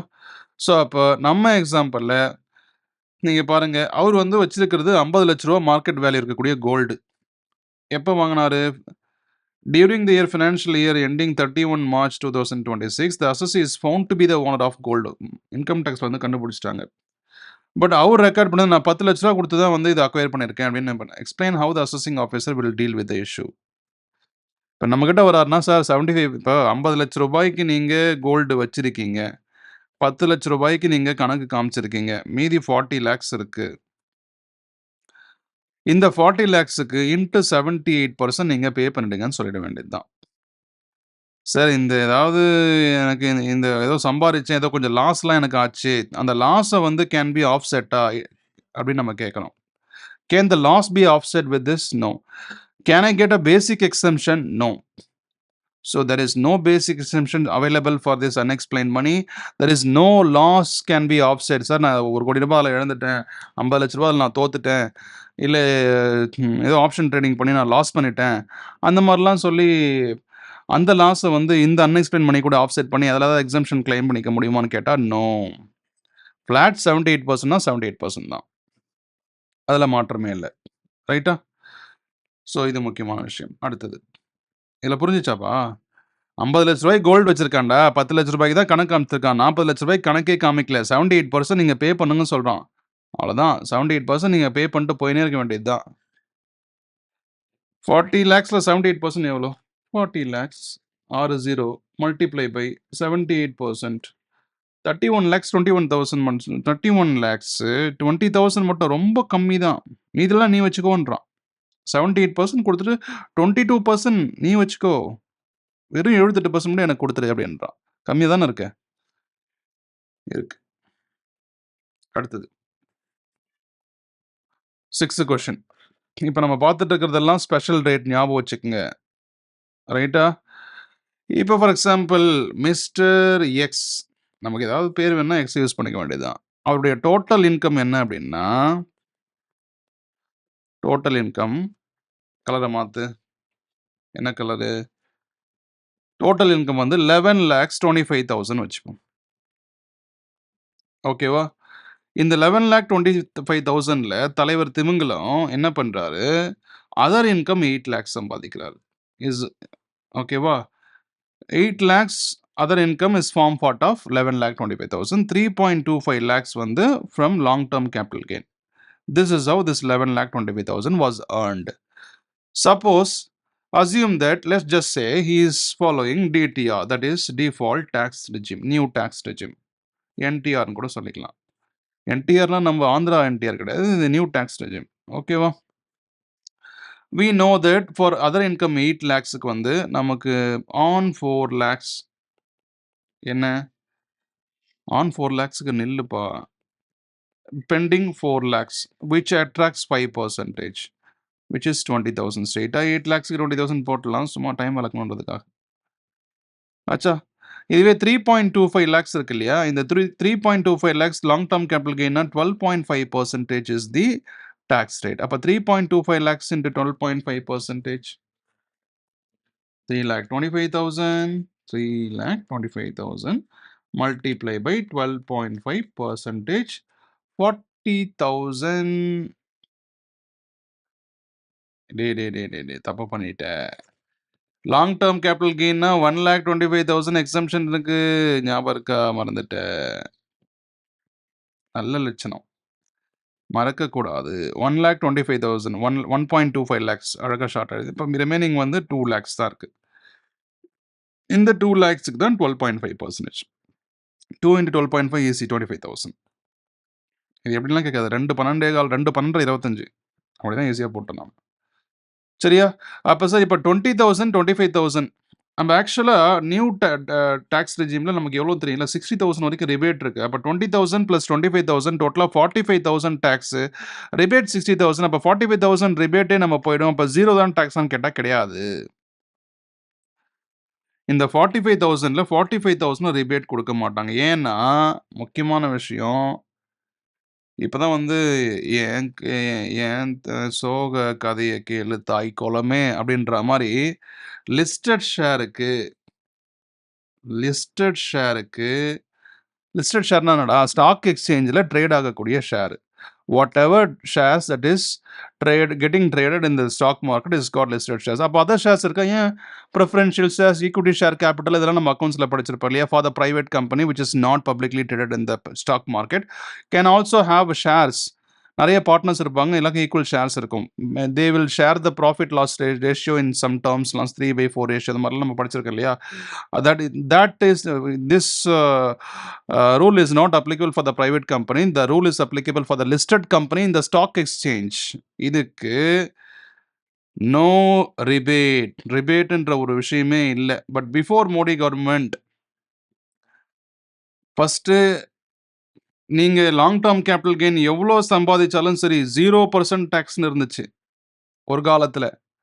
அப்புறம் என்னடா டேக்ஸே இல்லையே, அப்படி கவர்மெண்ட் ரொம்ப லாஸ் ஆகிடுது, மக்களுக்கு நல்லது செய்ய முடியலன்னு என்ன பண்ணாங்க, சார் நீங்களும் ஒரு 10% கொடுங்கன்னு சொல்லிட்டு கேட்டாங்க. ஓகே, கொடுத்துட்டோம். இப்போ அடுத்தது என்ன பண்ணுறான்? 12.5%. Now it is 12.5% is the tax rate. Sir நாங்கள் 12.5% பே பண்ணுறோம், அப்போ ரிபேட்டாவது கிடைக்குமா? நோ ரிபேட், ரிபேட்டும் கிடையாது உனக்கு அப்படின்னு சொல்லிட்டாங்க. அப்போ 45,000ல லாங் டேர்ம் கேபிட்டல் கெயின் 25,000 இருக்கு, அது கிடையாது. இந்த 20,000 இருக்குல்ல, இந்த 20,000 தான் உனக்கு ரிபேட்ல போகும், மைனஸ் ரிபேட். அப்போ 45,000ல 20,000 போச்சுன்னா 25,000 இஸ் த டேக்ஸ். 25,000 டேக்ஸா அதோட நிற்குமா? Plus 4% chess. இந்த 4% செஸ்ஸை மட்டும் எல்லாரும் மறந்துட்டாங்களா, இல்லை நான் மட்டும் தான் மறக்கிறேன்னு தெரில.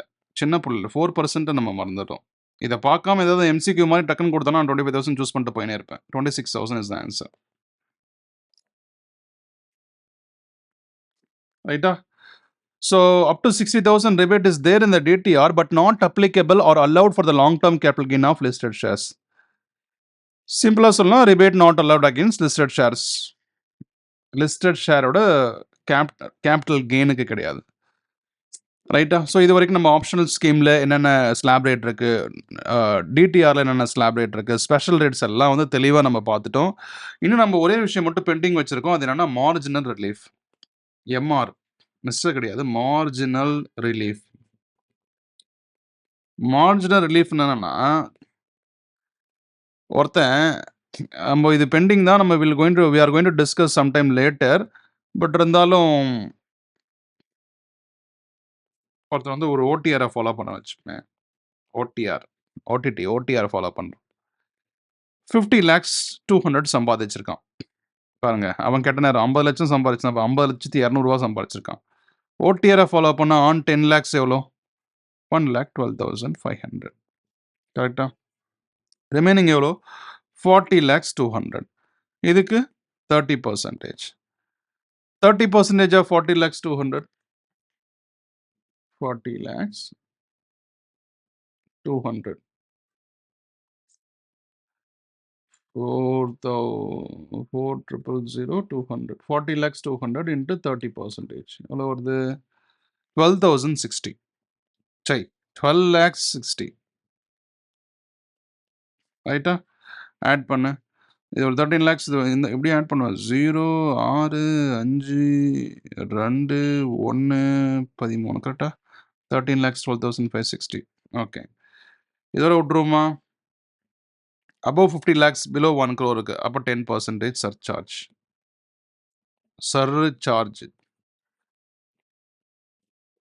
சர்சார்ஜ் இருக்கா?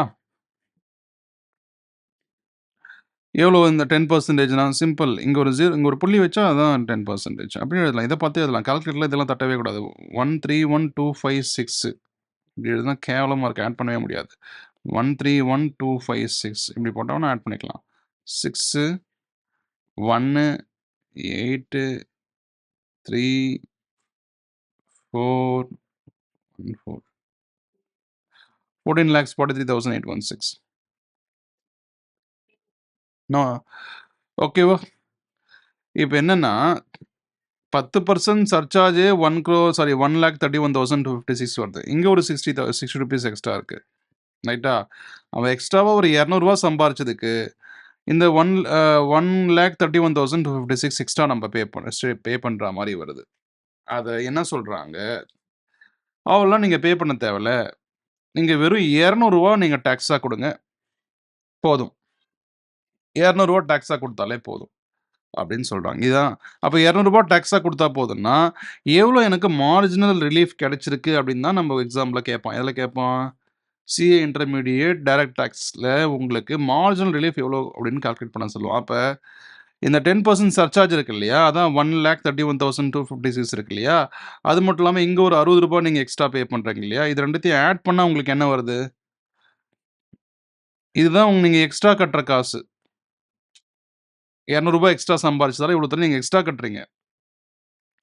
அப்போ இந்த 200 ரூபாயை அதுலேருந்து அப்படியே நம்ம கழிச்சிட்டோம் அப்படின்னா 1,31,116 இதுதான் அப்படியே உங்களுக்கு மார்ஜினல் ரிலீஃபாக வந்துடும். நீங்கள் 200 ரூபா மட்டும் தான் கட்ட போகிறீங்கன்னு அர்த்தம். முடிச்சா? 10% தூக்கி இங்கே போட்டோமா, 60 ரூபாயை தூக்கி இங்கே போட்டோமா, போட்டுட்டு இது ரெண்டுத்தையும் ஆட் பண்ணோமா, ஆக்சுவலாக கட்ட போகிறது 200 இதுலேருந்து இதை மைனஸ் பண்ணால் என்ன வருதோ அதான் மார்ஜினல் ரிலீஃபா. We are going to discuss this later with a lot of inputs. முடிச்சு விட்டுலாம் இதை. ஓகேவா? So OTR, DTR, special rate, marginal relief, all done. Now we are going to move into a next topic called residential status. போயிடலாமா? Residential status. Residential ஸ்டேட்டஸ்னா என்னது? வீடு இருக்கா இல்லையாண்ணா? இல்லை, ரெசிடென்ஷியல்னா நமக்கு வீடு தானே தெரியும் நமக்கு. இதனோட ரெசிடென்ஷியல் ஸ்டேட்டஸ். ரெசிடென்ஷியல் ஸ்டேட்டஸ் அழகாக போட்டுக்கலாம்.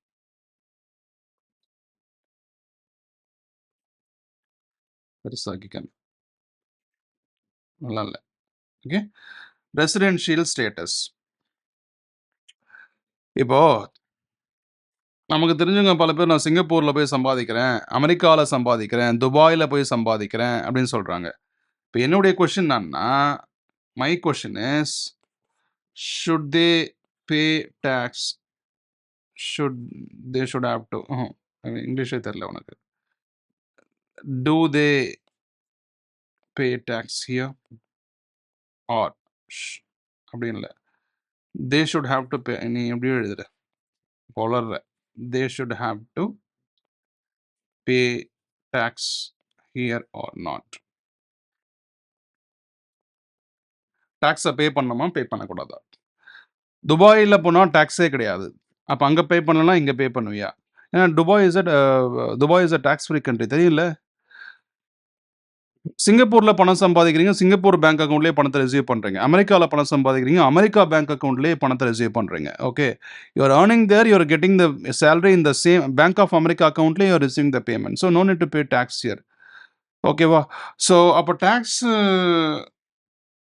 சில கண்டிஷன்ஸில் தே ஹாவ் டு பே. எப்போ பே பண்ணணும் அது அப்படின்னா, அவர் ரெசிடெண்ட்டா நான் ரெசிடெண்ட்டா, ரெசிடென்ட்டா, ஆர்டினரி ரெசிடென்ட்டா அத பேஸ் பண்ணி தான் உங்களுக்கு இருக்கு. Resident or ordinary resident. ரெசிடென்ட்டா, ஆர்டினரி ரெசிடென்ட்டா? இப்போ முதல்ல சொல்லிடுறேன். இந்த விஷயங்கள எக்ஸ்ப்ளைன் பண்ணிட்டு, இதெல்லாம் ஸ்பெஷல் ரைட்ஸா, ரெசிடென்ஷியல் ஸ்டேட்டஸ் வந்துரும். அதாவது இத வச்சு எக்ஸ்ப்ளைன் பண்ணிடுவோம். இத எக்ஸ்ப்ளைன் பண்ணிட்டா மொத்த சம்மு முடிஞ்சிருச்சு. ஒரு இண்டிவிஜுவல் வந்து ரெசிடென்ட் இன் இந்தியாவா இருக்கலாம், இல்ல நான் ரெசிடென்ட் இன் இந்தியா இருக்கலாம். எத பேஸ் பண்ணின்னு சொன்னா, பேசிக்கா 2 கண்டிஷன்ஸ். 1 ஒரு person basic condition. One of the basic conditions follow பண்ணா. One of the basic condition is satisfied, then he is meant to be a resident. If it is not, he is not satisfied, na, he is a non-resident. One should stay in India for 182 days or more during the relevant previous year. நம்ம exam என்னது மே 2026. நமக்கு relevant previous year 2025-26. இந்த 2025-26ல 182 days is staying as resident. முடிஞ்சு போச்சு.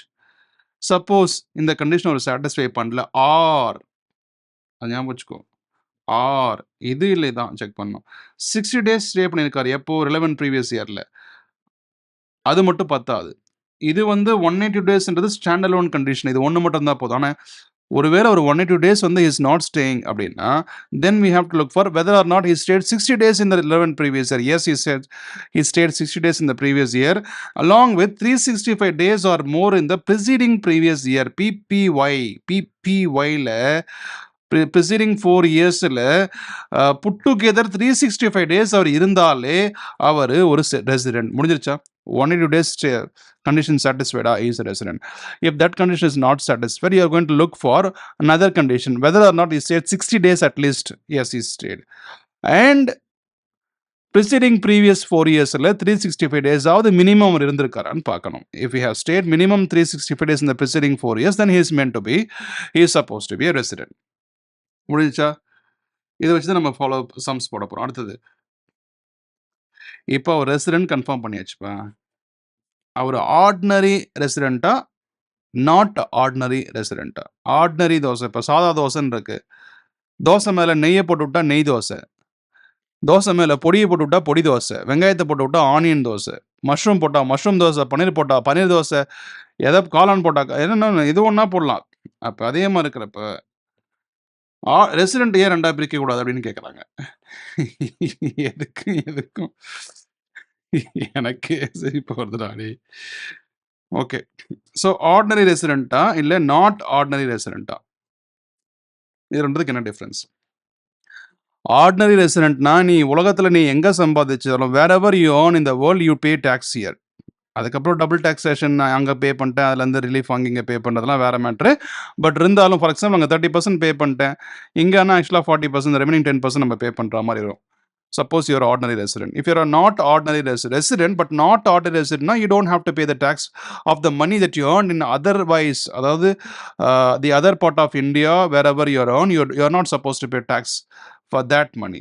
You're supposed to pay taxes for the money that you earn here. இங்கே நீங்கள் இப்போ வெளியில் ஒர்க் பண்ணுறீங்க அதாவது ஃபாரினில் ஒர்க் பண்ணுறீங்க இங்கே உங்களுக்கு ஃபிக்ஸட் டெபாசிட் இருக்கலாம் இங்கே உங்களுக்கு ஹவுஸ் ரெண்டல் ப்ராப்பர்ட்டிஸ் இருக்கலாம் அது மூலமாக இன்கம் வரலாம் அதுக்கு நீங்கள் டேக்ஸ் பே பண்ணுவீங்க பிகாஸ் யூஆர் உங்களுடைய ப்ராப்பர்ட்டி இங்கேருந்து கிடைக்குது பட் அங்கே ஏர்ன் பண்ணுறதுக்கு பே பண்ணுமா பண்ணக்கூடாதுன்றது it is based on ரெசிடென்ட்டா non ரெசிடென்ட்டா ரைட்டா இப்போ இது எப்படி கண்டுபிடிக்கிறது ரெசிடென்ட் அப்படின்னா ரெண்டு கண்டிஷன்ஸ் ஒன்று one should stay in India for 730 days 730 நாள் ஒன்னா ரெண்டா 730 days or more during 7 preceding previous year PPYல 7 preceding years எப்படி எழுதணும் நம்ம பார்க்க போறோம் or one should be a resident for at least 2 years out of 10 PPYல 2 times resident இருக்கணும் 10 PPYல 7 PPYல மினிமம் 730 days ஆவது இருக்கணும் இது ரெண்டு கண்டிஷனும் put together it is not a standalone condition both the conditions should be satisfied in order a person to be a ordinary resident so that he is supposed to pay tax on the money wherever he earns in the entire world எங்க சம்பாதிச்சாலும் சரி ஒருவேளை is a not ordinary person அப்படின்னா he is supposed to pay income tax for the money that he is earning in India இதை வச்சு தான் நம்ம பார்க்க போறோம் இந்த மாதிரி பேசிக் எக்ஸம்ஷன்லாம் இருக்குது நம்ம அடுத்த கிளாஸஸ்ல பார்க்கலாம் ஓகே ஸ்டார்ட் பண்ணலாமா ஓகே இப்போ இது எதுக்காக சொல்ல வரோம் அப்படின்னா, முக்கியமான விஷயம் என்னன்னா, இப்போ விராட் கோலி இருக்காரு. விராட் கோலி எங்க போய் ஆடுறாரு? இந்தியால மட்டுமா கிரிக்கெட் ஆடுறாரு? Virat Kohli is a cricketer. Virat Kohli வந்து கிரிக்கெட்டர். அவர் போய் இங்கிலாந்துல ஆடுவாரு. ஜப்பான்லலாம் கிரிக்கெட் ஸ்டேடியமே கிடையாது. ஆஸ்திரேலியால போய் ஆடுவாரு. அமெரிக்கால இப்ப ஸ்டார்ட் பண்ணிட்டாங்க கிரிக்கெட். அங்க போய் ஆடுவாரு. இந்த மாரி அங்க போய் ஏர்ன் பண்றாரு அப்படின்னு சொன்னா, அவரு இங்க பே பண்ணணுமா? ஒருவேள அவர் அந்த 730 டேஸ்ல 7 பிபிஒய்ல இருக்காரு. 10 பிபிஒய்ல 2 டைம் ரெசிடென்ட்டா இருக்காரு. அப்போ ஆர்டினரி ரெசிடென்ட். அப்ப வந்து அங்க சம்பாதிச்சாலும், இங்க நீங்க டாக்ஸ் பே பண்ணணும். கண்டிப்பா. சில புரொஃபஷனல்ஸ் இங்க இருந்து அங்கேயும் 2 இடத்துலயும் வேர்ல்டு ஃபுல்லா உங்களுக்கு இன்கம் இருக்கு இல்லையா? அப்போ இந்த சாப்டர் எத பேஸ் பண்ணி அப்படின்னா, நீ ரிச்சா, புவரா, என்ன ஏர்ன் பண்ற அப்படின்றத பேஸ் பண்ணி கிடையாது. உன்னுடைய ரெசிடென்ஷியல் ஸ்டேட்டஸ பேஸ் பண்ணி உன்னுடைய இன்கம் உன்னுடைய டாக்ஸ டிசைட் பண்றதால ரெசிடென்ஷியல் ஸ்டேட்டஸ். அதான் நம்ம இங்க மெயினா பார்க்க போறோம். சரியா? ரைட்? ஸோ இது நம்ப வேணா இத காப்பி பண்ணிக்கலாமா? அது கண்ட்ராவியா அங்க இருக்கு. வேணாம். நம்ம ஆல்ரெடி எக்ஸ்பிளைன் பண்ணியாச்சுல்ல. விட்டுருவோம் அத. இதுக்கு மேல டார்ச்சர் பண்ணக்கூடாது. ரைட்டா? இப்போ நீங்க இப்போ என்னுடைய வீடியோ நீங்க பார்த்துட்டு இருக்கீங்க. If you are a student of my academy. ஆமா, பெரிய அகாடமி வச்சு நடத்திட்டு இருக்கேன் நானு. Okay. So we are going to write exam in May 2026. இன்னைக்கு டேட் என்ன? 11th August 2025. ரைட்டா? இப்போ போன ஃபினான்ஷியல் இயர், அதாவது இந்த ஃபினான்ஷியல் எப்போ ஸ்டார்ட் ஆச்சு? ஏப்ரல் 1, 2025. இன்னைக்கு என்னது 11th. கிட்டத்தட்ட எத்தனை மாசம்? எப்புட்றா? April, May, June, July, July, August, September, October, November, December, Jan, Feb, March. Already April 1, 2, 3, 4, 5 5 மாசம். 150 டேஸ் நீங்க ஸ்டே பண்ணிட்டீங்க. ரைட்டா? இந்த ஒரு 3, 4, 7 மாசத்துல இன்னும் ஒரு 32 நாள் ஸ்டே பண்ண மாட்டீங்க? கண்டிப்பா பண்ணுவீங்க. ஏன்னா இந்த கிளாஸ் வரணும்ல, பார்க்கணும்ல. அப்ப நீங்க 180 டேஸ் மினிமம் இருப்பீங்கல்ல. அப்ப நீங்க யாரு? நீ யாரு? நீ ஒரு resident. You are a resident. நான் யாரு? நான் யாரு? ஓகே. ஸோ அதான் இப்ப என்ன சொல்ல வரேன்னா ரொம்ப சிம்பிள். ஆல்ரெடி 150 நாள் கண்டிப்பா இங்க தான் இருப்ப. எங்கேயும் நீ வெளியூர் போல. அதே மாரி 32 நாள் வந்து கண்டிப்பா நீ என் கிளாஸ்க்கு வரப்போற. அப்ப 182 நாள் நீ கண்டிப்பா ஆயிடுச்சு. அப்ப 182 நாள் நீங்க இந்தியால நீ ஸ்டே பண்ணியிருக்க அப்படின்னாலே, நீ ஆர் ரெசிடென்ட். இதெல்லாம் எப்படி சார் ட்ராக் பண்றது? எப்படி ட்ராக் பண்றதுன்னா, நீ இங்க தான் இருக்க. நீ வெளியில போல. உனக்கு பாஸ்போர்ட் இருந்தா தான் நீ இந்தியா விட்டு வெளிய போவ. பாஸ்போர்ட் இருக்குன்னா, அப்ப பாஸ்போர்ட்ல என்ட்ரி வந்துற போது. அங்க வச்சு செக் பண்ணிக்கலாம். ஒண்ணும் பிரச்சனை கிடையாது. ரைட்டா? ஒருவேளை நீ ஃபாரின் ப்ரொஃபஷ் ப்ரா ஒருத்தன் இப்போ நம்ம ஐபிஎல் டீமுக்குலாம் வந்து டெல்லிக்கு யாருப்பா கோச்? Ricky Ponting. முதல்ல ரிக்கி பாண்டிங் இப்ப யாருன்னு தெரியல. ரிக்கி பாண்டிங் ரொம்ப புடிச்சது எனக்கு. அதுவும் 2007 வேர்ல்டு கப் இருக்குல்ல, மறக்கவே முடியாது. 2003 மழைலாம் வந்து நின்னுடும்னு நெனச்சேன். ஆனா நிக்கவே இல்ல. 140 அடிச்சான். அதுக்கப்புறம் வீரேந்தர் சேவாக் மட்டும் தான் ஒரு 85 என்னமோ அடிச்சான். அதுக்கப்புறம் நம்ம வந்து ஒரு 240 தான் ஸ்கோர் பண்ணோம். ஆல் அவுட் ஆயிட்டோம். ரைட்டா? நான் சொல்றது 2003 வேர்ல்டு கப். நான் ரொம்ப சின்ன பையன்.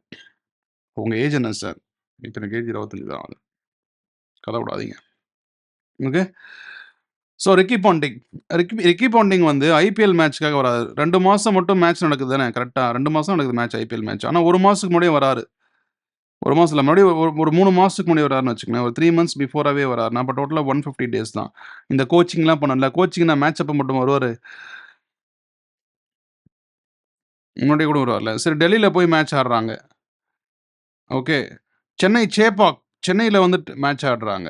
அண்ட் குஜராத்ல வந்து மேட்ச் ஆடுறாங்க. They are playing in every part of India.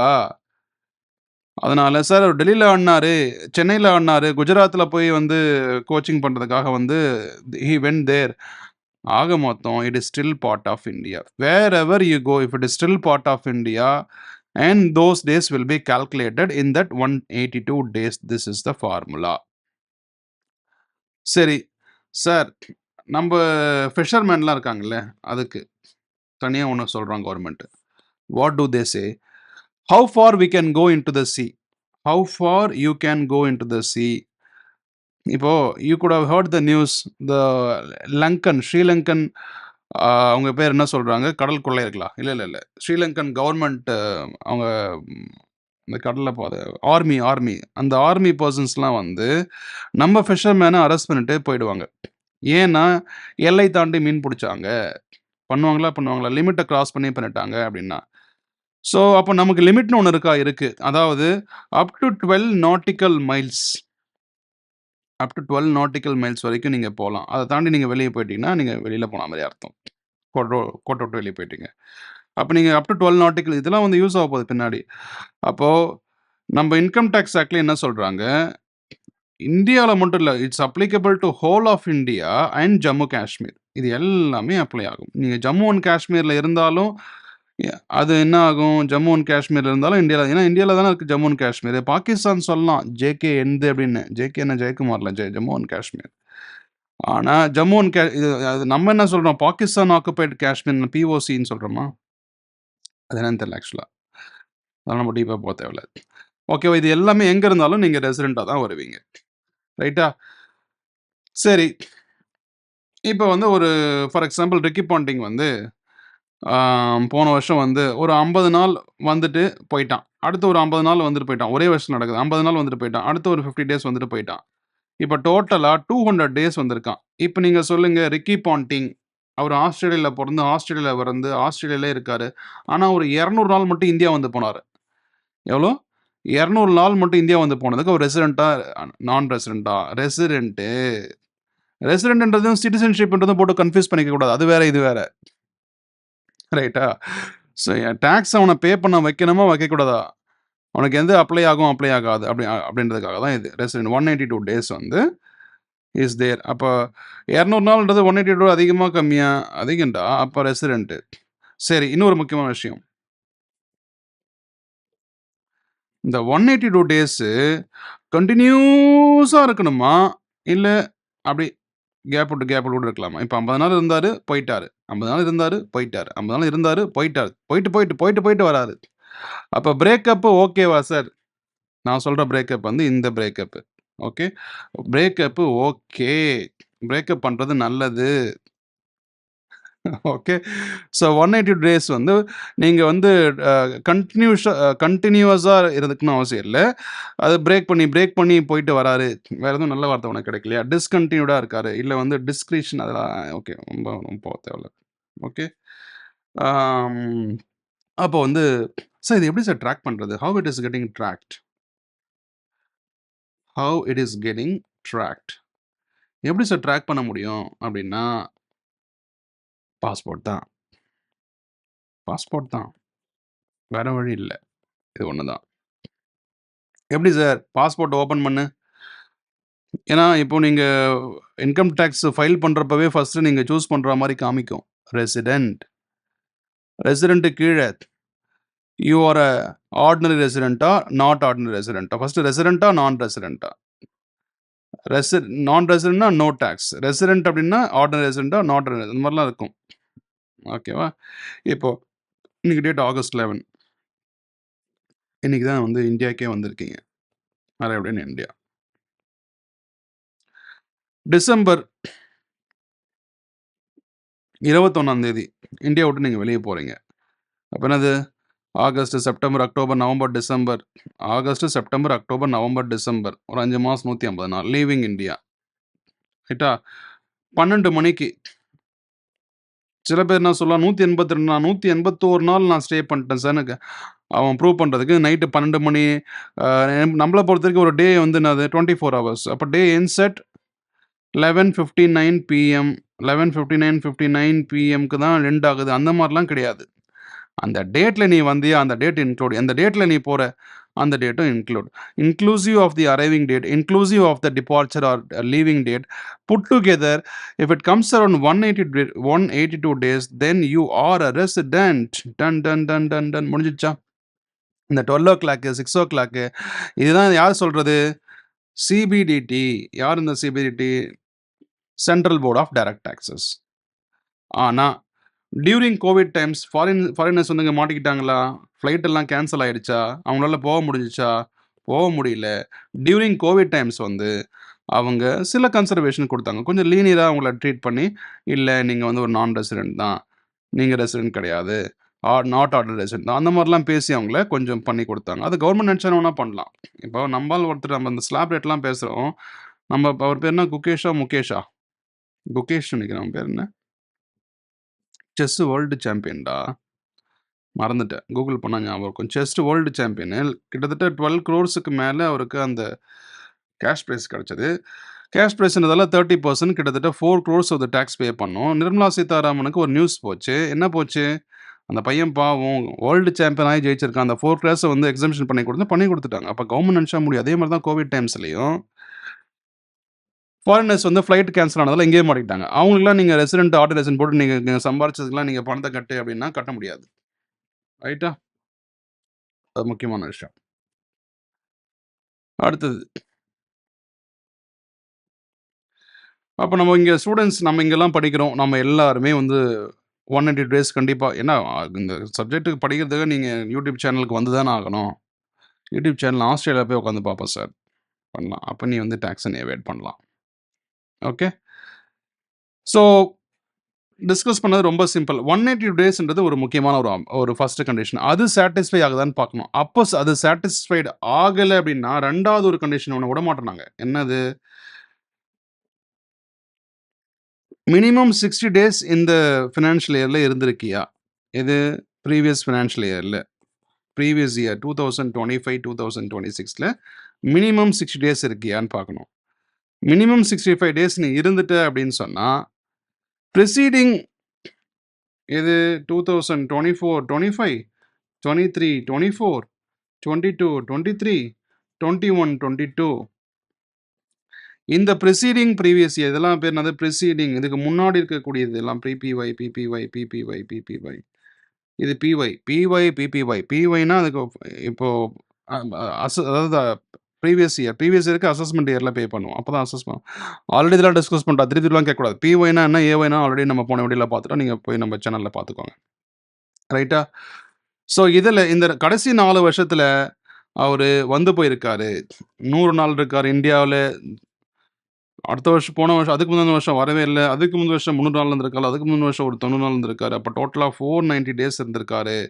இந்த மாதிரி புட் டுகெதர் அவர் ஒரு 365 டேஸ் இருந்தாலே அதாவது ப்ரீவியஸ் இயரில் ஒரு 60 டேஸ் ப்ரிசீடிங் ப்ரீவியஸ் இயரில் ஒரு 60 நாள் இந்த வருஷத்தில் இருக்கணும்டா. அதாவது போன வருஷத்தில் இருக்கணும்.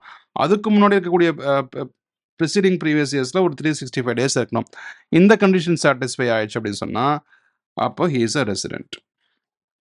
இன்னொன்று போடுமா? 90 days 90 days 90 days 90 days 360 days 360 days இருக்கு. He is a non resident. அடுத்தது லைனாக போடு. அடுத்தது 0 0 0 ஆனால் 365 டேஸ் இருக்காரு. இப்போ 365 வந்துருச்சு. Is a resident. இப்போ அடுத்தது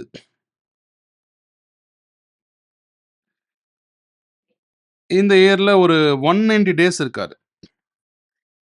அதாவது ப்ரீவியஸ் இயரில். இது கடைசி 4 வருஷத்தில் ஒன்றுமே இல்லை. 0. ஆனால் இங்கே 182 சாட்டிஸ்ஃபை ஆகிடுச்சு. இதை நம்ம பார்க்கல. 182 டேஸ்ன்னா இவர் ரெசிடென்ட். அப்போ நம்ம செக் பண்ண வேண்டியது 182 பார்க்குறோம். ஓகேனா ரெசிடென்ட். இல்லையா அடுத்தது 60 டேஸான்னு பார்க்குறோம். ஓகே. அடுத்தது ப்ரிசீடிங் ப்ரீவியஸ் இயரில் 365 டேஸ் இருக்கணும். இன் 4 இயர்ஸில் முக்கியம் தான் முக்கியம். இப்படி இருந்தால் ரெசிடென்ட், இப்படி இருந்தால் ரெசிடென்ட், ரெண்டுத்தில் எது இல்லைனாலும் நான் ரெசிடென்ட். இது ஸ்டாண்ட் அலோன். ஒரு கண்டிஷன் மட்டும்தான். ஆனால் இந்த கண்டிஷன் நீ செக் பண்ணுறன்னா 2 கண்டிஷன் நீ செக் பண்ணணும். Both the condition should match. ஓகேவா? ஃபர்ஸ்ட் கண்டிஷன் சாட்டிஸ்ஃபை ஆகலாம் தான் செகண்ட் கண்டிஷன் பார்க்க போகிறோம். ரொம்ப சிம்பிள். ஃபர்ஸ்ட் கண்டிஷன் நாட் சாட்டிஸ்ஃபைட்னா then you look for the second second condition. ஓகேவா? But this tax of is own have to okay. நம்ம எம்கே ஸ்டாலின் இருக்கார். முக ஸ்டாலின் அவர் ரெசிடென்ட்டா நான் ரெசிடென்ட்டா? ரெசிடென்ட். ஏன்னா 182 நாள் கண்டிப்பாக அப்போ ஒரு டேக்ஸ் பே பண்ணோம். அதை நான் உங்ககிட்டே விட்டுறேன். ரைட்டா? கட்டுறாரா கட்டலையான்றதை நீங்களே பார்த்துக்க. இப்போ அடுத்த டாபிக் வந்துடலாமா? ரெசிடென்ட்ல அடுத்த கண்டிஷன் ஆர்டினரி ரெசிடென்ட். சாதா dosa. Ordinary resident, not ordinary resident. Not ஆர்டினரின்றது ஒரு மாதிரி இல்லை, இது எதுவும் இந்த டிஸ்ஆர்டினரி அன்ஆர்டினரி அந்த மாதிரி ஓடலாம் இல்லையா? இந்த மாதிரி தெரியாது. Not ordinary resident. ரைட்டா? யாரு ஆர்டினரி ரெசிடென்ட் அப்படின்னு பார்த்தா, நம்ம ஆல்ரெடி சொன்ன மாதிரி ஆல்ரெடி எக்ஸ்பிளைன் பண்ணிட்டோம். இப்போ ஒரு ரெசிடென்ட் கன்ஃபார்ம் ஆயிடுச்சு. இந்த ரெசிடென்ட்டை ரெண்டாக கிளாஸிஃபை பண்ணுறாங்க. ஒன்று ஆர்டினரி, இன்னொன்று நாட் ஆர்டினரி. இந்த ஆர்டினரி ரெசிடென்ட் வந்து யாராக இருப்பாங்க அப்படின்னு சொன்னால், preceding previous years, preceding previous 7 இயர்ஸில் 7 பிபிஒயில் 730 ஆர் மோர் டேஸ், இல்லை மினிமம் 730 ஆர் மோர் டேஸ் வந்தாலே ஒன்று, வந்தாலே கிடையாது. ரெண்டாவது 10 பிபிஒயில் 2 இயர்ஸ் ரெசிடென்ட்டாக இருக்கணும். இது ரெண்டு கண்டிஷனும், both the condition should match in order to become a ordinary resident. இதில் ஏதாவது ஒன்று மேட்ச் ஆகலை, நாட் ஆர்டினரி ரெசிடென்ட். முடிஞ்சிச்சா வேலை? சிம்பிளாக. அப்போ ஞாபகம் வச்சுக்க வேண்டியது 7 பிபிஒயில் 730, 10 பிபிஒயில் 2. இது எப்படி சார் ஞாபகம் வச்சு? இதை பண்ணி தான் ஆகணும். சிஏ கிளியர் பண்ணி ஆகணும்னா பண்ணி தான் ஆகணும், வேறு வழி இல்லை. ஓகேவா? பார்க்கலாமா? ஒரு சம் பார்த்துடலாமா? ஓகே. இப்போ எக்ஸாம்பிளுக்கு ரிலவென்ட் ப்ரீவியஸ் இயர். நமக்கு எது ரிலவென்ட் ப்ரீவியஸ் இயரு? நம்ம எக்ஸாம் May 26 எழுத போகிறோம். அப்போ ரிலவென்ட் ப்ரீவியஸ் இயர் வந்து பார்த்தீங்கன்னா 2025-26. ரைட்டா? Assessment year 26-27. அசஸ்மெண்ட் இயர்னா 26-27. பட் இந்த அசஸ்மெண்ட் எதுக்கான அசஸ்மெண்ட் பண்ணுவாங்க? ப்ரீவியஸ் இயருக்கு பண்ணுவாங்க. பட் ப்ரீவியஸ் இயர் எப்போ ஸ்டார்ட் ஆயிடுச்சு? 2025 ஏப்ரல் 1 ஸ்டார்ட் ஆயிடுச்சு. இதெல்லாம் ரொம்ப பேசிக், இதெல்லாம் கேட்கக்கூடாது. ரைட்டா? இப்போ நம்ம 7 பிபிஐ பார்க்க போகிறோம்ல, 7 பிபிஐ ஃபஸ்ட்டு எழுது பார்க்கலாம் கடகடன்னு. 25, 26. அப்போ அடுத்தது 24, 25. இப்படி பெருசாக எழுத்து கஷ்டம். அதுக்கு அடுத்தது 23, 24, 22, 23, 21, 22. இது எப்போ கடகடன்னு எழுதுறேன்? டவுட்டா? 21, 19, 20. கன்ஃபியூஸ்டாக தான் இருக்குது. எத்தனை வந்துடுது? 1, 2, 3, 5, 6, 7. முடிஞ்சிச்சா வேலை? இல்லையே, வரலையே. இந்த ப்ரீவியஸ் இயரை விட்டுடணும். அப்போ அது இல்லாமல் அப்போ 8 வருமா? 18, 19. இந்த நம்பரிங்கே தப்பு, யாரையும் கன்ஃபியூஸ் பண்ணாத. 1, 2, 3, 4, 5, 6, 7. இதெல்லாம் பிபிஒய், இது பிஒய். ஓகேவா? இப்போ 2025-26ல ஒரு 100 டேஸ் இருந்திருக்காரு. எல்லாமே ஒரு 100 டேஸ். வருஷம் இந்த ஆள் என்ன பண்ணுறா? ஒரு 100 நாளில் ஒரு 3 மாதம் 10 நாள் இந்தியா வந்துட்டு ஓடிடுறாரு. யாரு? Mister X. நமக்கு தெரிஞ்சதெல்லாம் எக்ஸ் தான். இல்லை சுரேஷ்னு வச்சுப்போமா? சுரேஷ் யாரு? சும்மா பேர் சுரேஷ். சுரேஷ் என்ன பண்ணுறாரு? வருஷம் 10 நாள் வந்துட்டு போகிறார். ஓகே. ரிலவென்ட் ப்ரீவியஸ் இயரில் 180 டேஸ் இருக்கா? இல்லை. அடுத்த கண்டிஷன் 60 டேஸ் இருக்காரா? எஸ். அப்போ பிபிஒயில் 7 பிபிஒயில் 1, 2, 3, 4, 5. 1, 2, 3, 4, 5, 6, 7. இந்த 7 இயர்ஸில் எத்தனை இருக்குது? 700 டேஸ் தான் இருக்கார். என்ன வருது? இது எல்லாத்தையும் ஆட் பண்ணால் 700. 730 வருதா? வரலை. அப்போ 730 வரலன்னா இஸ் அ ரெசிடென்ட் தான். ரெசிடென்ட் எப்படி கன்ஃபார்ம் பண்ண? இல்லை. First 60 days okay. அடுத்தது 365 டேஸ் இன் பிபிஒய் 4ல் இருக்கான்னு பார்க்கணும். இருக்காரா பாரு? 1, 2, 3, 4. இந்த 4 வருஷத்தில் 365 டேஸ் இருக்கார். ஏன்னா 400 டே வருது. அப்போ இஸ் அ ரெசிடென்ட். ஆர்டினரியா நாட் ஆர்டினரியா? 700 டேஸ் தான் வருது. அப்போ not ordinary. So resident but not ordinary resident. Not ordinary resident. முடிஞ்சா வேலை? Resident but not ordinary resident. இப்போ இதே ஸ்டோரி மறுபடியும் திருப்பி எழுதும். வேற கொஸ்டின் எழுதுமா? Previous year 2025-26. இதில் தலைவர் திமங்கலம் சுரேஷ் என்ன பண்ணுறாரு? ஒரு 100 டேஸ் இருக்கார்.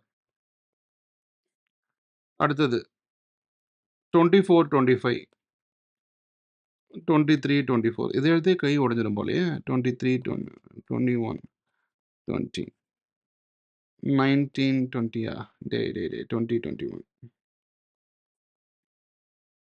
19, 20, 18, 19. 7 வந்துருச்சு. இப்போ 100 டேஸுக்கு பதிலா ஃபர்ஸ்ட் இயர்ல மட்டும் ப்ரீவியஸ் இயர்ல மட்டும் 100 டேஸ் இருந்தாரு. மீதி எல்லாம் 200 டேஸ் இருக்காரு. மீதி எல்லாம் 200 டேஸ் இருக்கான்னு வச்சுப்போம். 200, 200, 200, 200, 200, 200, 200. சரியா? Okay, he is a resident or not resident? Can you confirm it? Whether did he say 180 days? No. Did he stay 60 days? Yes. And the next condition, it is not a standalone condition. To check 60 days is not a standalone condition. You have to also check for 365 days in the preceding previous years. 800 days இருக்கா 800 days இருக்கா அப்போ more than 365 days. He is a resident. பாதி mark வாங்கியாச்சு. இப்போ next we are going to check whether he is a ordinary or unordinary. Sorry, not ordinary ன்னு பார்க்க போகிறோம். அதுக்கு வந்து preceding 7 yearsல did he stay 730 days பாருங்க. கண்டிப்பாக இந்த 4 வருஷத்துலன்னா அவங்க 730 டேஸ் கன்ஃபார்ம் ஆயிடுச்சு. ஓகே, அடுத்தது 2 இயரில் அவர் ரெசிடெண்ட்டாக இருக்கும். ஜஸ்ட் இந்த இயர் எடுத்துப்போமா, இந்த இயரில் 180 டேஸ் இஸ் அ ரெசிடென்ட், இந்த இயரில் ரெசிடென்ட் 2 வருஷம் ரெசிடென்ட். அப்போ லாஸ்ட் 10 PPYல 2 times இஸ் அ ரெசிடென்ட். அப்போ 730 டேஸ் ஆல்சோ இந்த 7 PPYல இருக்காரு அண்ட் 2 times ரெசிடெண்ட்டாக 10 PPYல இருக்காரு. So he is a ordinary resident and ordinary resident. ஆனால் போன கேஸில் resident but not ordinary resident. ஏன்னா அந்த 737 PPY 2 times residence in the last 10 PPY, that condition is not satisfied. So he was a not ordinary resident. But this time he is satisfying both the conditions. That means he's a resident and ordinary resident. முடிஞ்சிருச்சா வேலை? சரி, மறுபடியும் அடுத்த question. ஆர்டினரியா நாட் ஆர்டினரியான்னு check பண்ணுங்க. என்னது செக் பண்ண போறோம் இதில்? Check ordinary or not ordinary. Ordinary-யா not ordinary-யான்னு we are going to check. Check பண்ணலாமா? Previous year 2025 and 2026. இந்த இயர்ல எத்தனை நாள் ஸ்டே பண்ணியிருக்காரா தலைவர் திமிங்கலம்? he has stayed 200 days. இதை மட்டும் காப்பி பண்ணி பேஸ்ட் பண்ணிருக்கணும். ஏன்னா இது எழுதுறதுக்கு எனக்கும் குழம்புது, டைமும் ஆகுது. ரைட்டா? இப்போ என்ன மேட்டர்னா, சரி வருவோம். ஒரு 195 டேஸில் ஸ்டே பண்ணியிருக்கான்னு வச்சுப்போம். இதில் ஒரு 95 டேஸ், இதில் ஒரு 9 டேஸ், இதில் ஒரு 10 டேஸ், இதில் ஒரு 365 டேஸ், இதில் ஒரு 365 டேஸ், இதில் ஒரு 90 டேஸ், இதில் ஒரு 365 டேஸில் ஒரு 365 டேஸ். ஏன்னா இதில் போகுது? ஏன்னா அந்த 10 இயர்ஸ் செக் பண்ணோம்ல 2 times ரெசிடென்ட்டான்னு, அதுக்கு தேவைப்படுறாரு இவர். 17, 18, 16, 17, 15, 16. ரைட்டா? 365 3 times போட்டாங்க. சரி, வரும். இங்கே ஒரு 365 போடு. இது 5 5 10. ஓகே, இப்போ பாருங்க. First, whether or not he is a resident or not resident, 200 days. The 182 days condition is satisfied, which means he is a resident. To confirm whether he is a resident, ordinary resident or not ordinary resident, to classify into அந்த கண்டிஷனை satisfy ஆகுதான்னு check பண்ணுறதுக்கோசரம் நம்ம check பண்ணுறோம். Okay, அதாவது last 7 PPYல அவர் 730 days stay பண்ணியிருக்காரான்னு பார்க்குறோம். 195, 95, 9, 10, 365, இது எவ்வளோ? 1, 2, 3, 4, 5, 6, 7. இதெல்லாம் ஆட் பண்ணால் என்ன வருது பாருங்க. இதெல்லாம் ஆட் பண்ணால் 730 வருதா? இது ரெண்டுத்தையும் ஆட் பண்ணாலே 730 வருது. அப்போ கண்டிப்பாக 730 days condition is satisfied. 7 PPY confirm ஆயிடுச்சு. 10 PPYல 2 டைம்ஸ் ரெசிடென்ட்டா இருக்கணும். ஏதாவது எனி 2 டைம்ஸ் ஞாபகம் வச்சுக்கோ, கண்டினியூஸா இருக்கல. Any 2 times he should be a resident in the last 10 preceding previous year. So can we check it right now? Okay, 185 is a resident. 95 60 days condition satisfy இருக்கு. அப்போ preceding previous 4 yearsல he is also resident. முடிஞ்சிச்சு. இங்கே வேலை முடிஞ்சிச்சு. For general knowledge இதெல்லாத்தையும் check பண்ணலாமா? 9 daysல is a non-resident. 10 daysல non-resident. 365ல resident, 365ல resident. 190, 182 condition not satisfied, 60 satisfied, preceding 4 years PPYல 365 days is a resident, is a resident, is a resident, is a resident. Only 2 times is a non-resident. Out of 10 times is a 8 times is a resident. Just for general knowledge we are talking, but 2 times residence out of 10 times preceding previous is more than enough to satisfy, to declare he is a what? He is a ordinary resident. அப்போ இந்த assessment year இப்படி தான் எழுதணும். For the assessment year 2025-2026, he is declared as resident and ordinary resident. அப்ப என்ன அர்த்தம் இதுக்கு? என்னடா என்ன ரெசிடென்ட் ஆர்டினரி என்ன? Global income is taxed in India.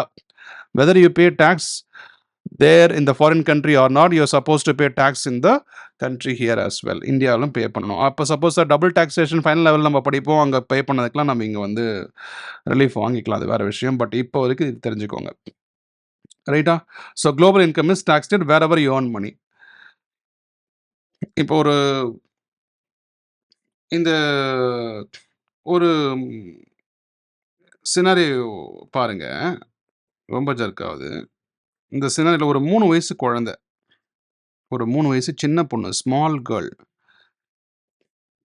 பிறந்தே 3 வருஷம் தான்டா ஆகுது.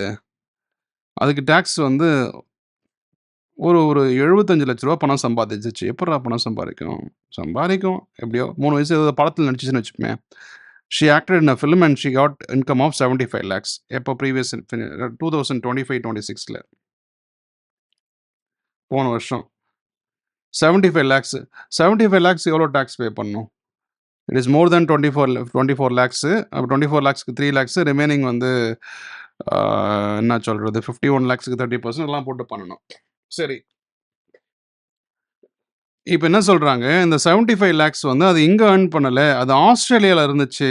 ஆஸ்திரேலியாவில் போயிட்டு சம்பாதிச்சு, வெளிநாட்டில் போய் சம்பாதிச்சிச்சு. அப்படி வெளிநாட்டில் ஷூட்டிங் நடந்துச்சு. இப்போ கூலி படம் ஆக்ட் பண்ணுறாங்க, ஃபாரின்லாம் போய் ஷூட் பண்ணுறாங்க இல்லையா?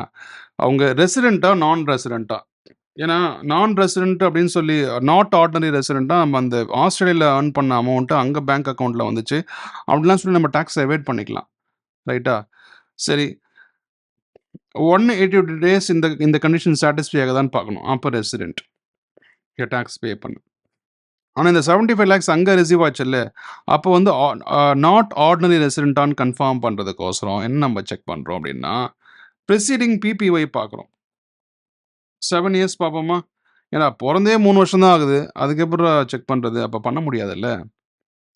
அப்போ நாட் ஆர்டினரி, அந்த இன்கம் வந்து ஃப்ரீ. அப்புறம் 10 PPYல 2 years ரெசிடென்ட், ஃபஸ்ட்டு கண்டிஷனே சாட்டிஸ்ஃபை ஆகல, அப்போ செக் பண்ண முடியும். அப்போ அதை பண்ண முடியாது. They will not act in the exam, just for a fun we are saying.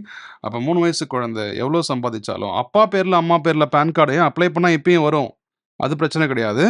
But 75 lakhs not ordinary ரெசிடென்ட்டா அப்படின்னு கன்ஃபார்ம் பண்ணிவிட்டு நம்ம டேக்ஸ் இது பண்ணிக்கலாம். இது வந்து ஒரு ஹைப்போதெட்டிக்கல் கொஸ்டின் தான், சரியா? ஸோ இது இன்னைக்கு பார்த்த ஒரு முக்கியமான சம்ஸ். இன்னும் வந்து we are going to discuss lot of sums today. Okay, பார்த்துலாம். இன்னும் ஒரு 4-5 சம் தான் இருக்குது, அதிகம் கிடையாது.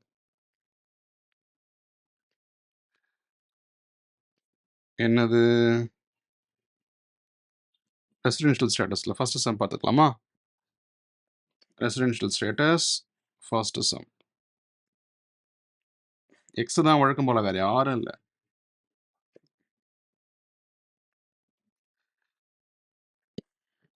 X is a foreign professional comes to India for the first time April 15, 2021க்கு தலைவர் திமிங்கலம் அரைவல் ஆகிறாரு, இந்தியாவில் கால் எடுத்து வைக்கிறார். ஏப்ரல் 15, 2021ல வராரு.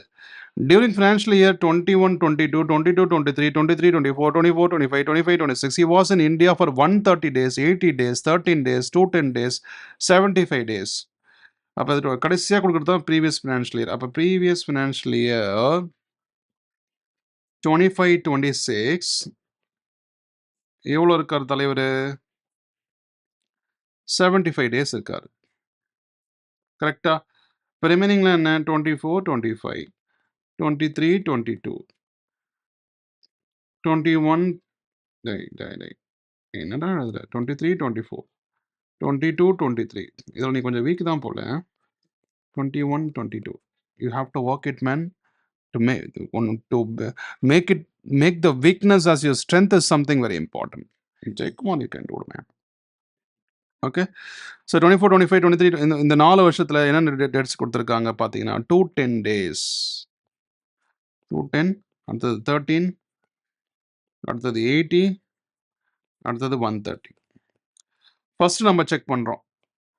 என்ன செக் பண்ணுறோம்? 180 டேஸ் கண்டிஷன் சாட்டிஸ்ஃபை ஆகுதா? சாட்டிஸ்ஃபை ஆகலை, ஏன்னா 75 டேஸ் தான் வந்திருக்காரு.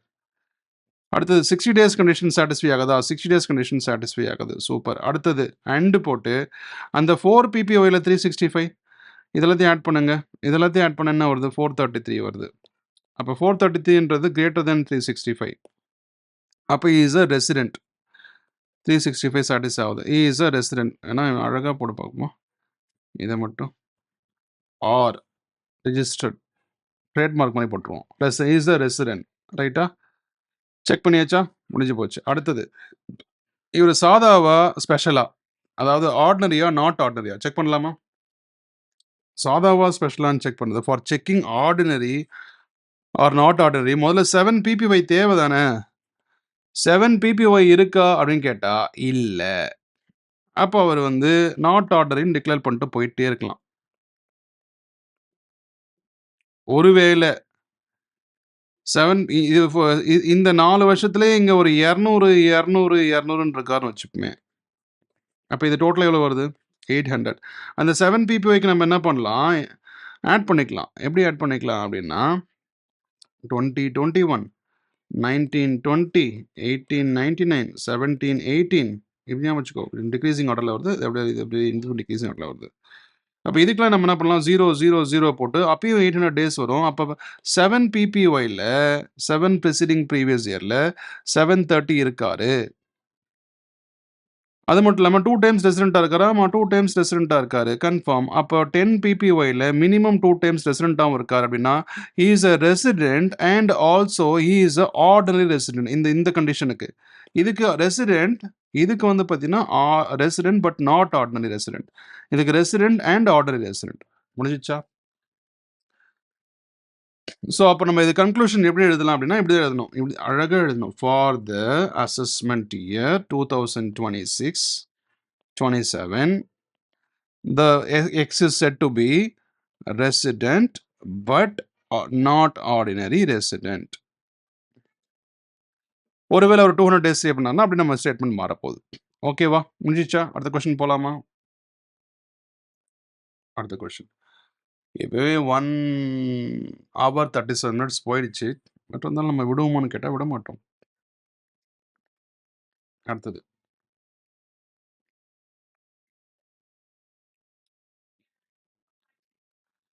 Mr. D, a non-resident residing in US since 1991. 1991 அங்கே தான் தலைவர் இருக்காரு.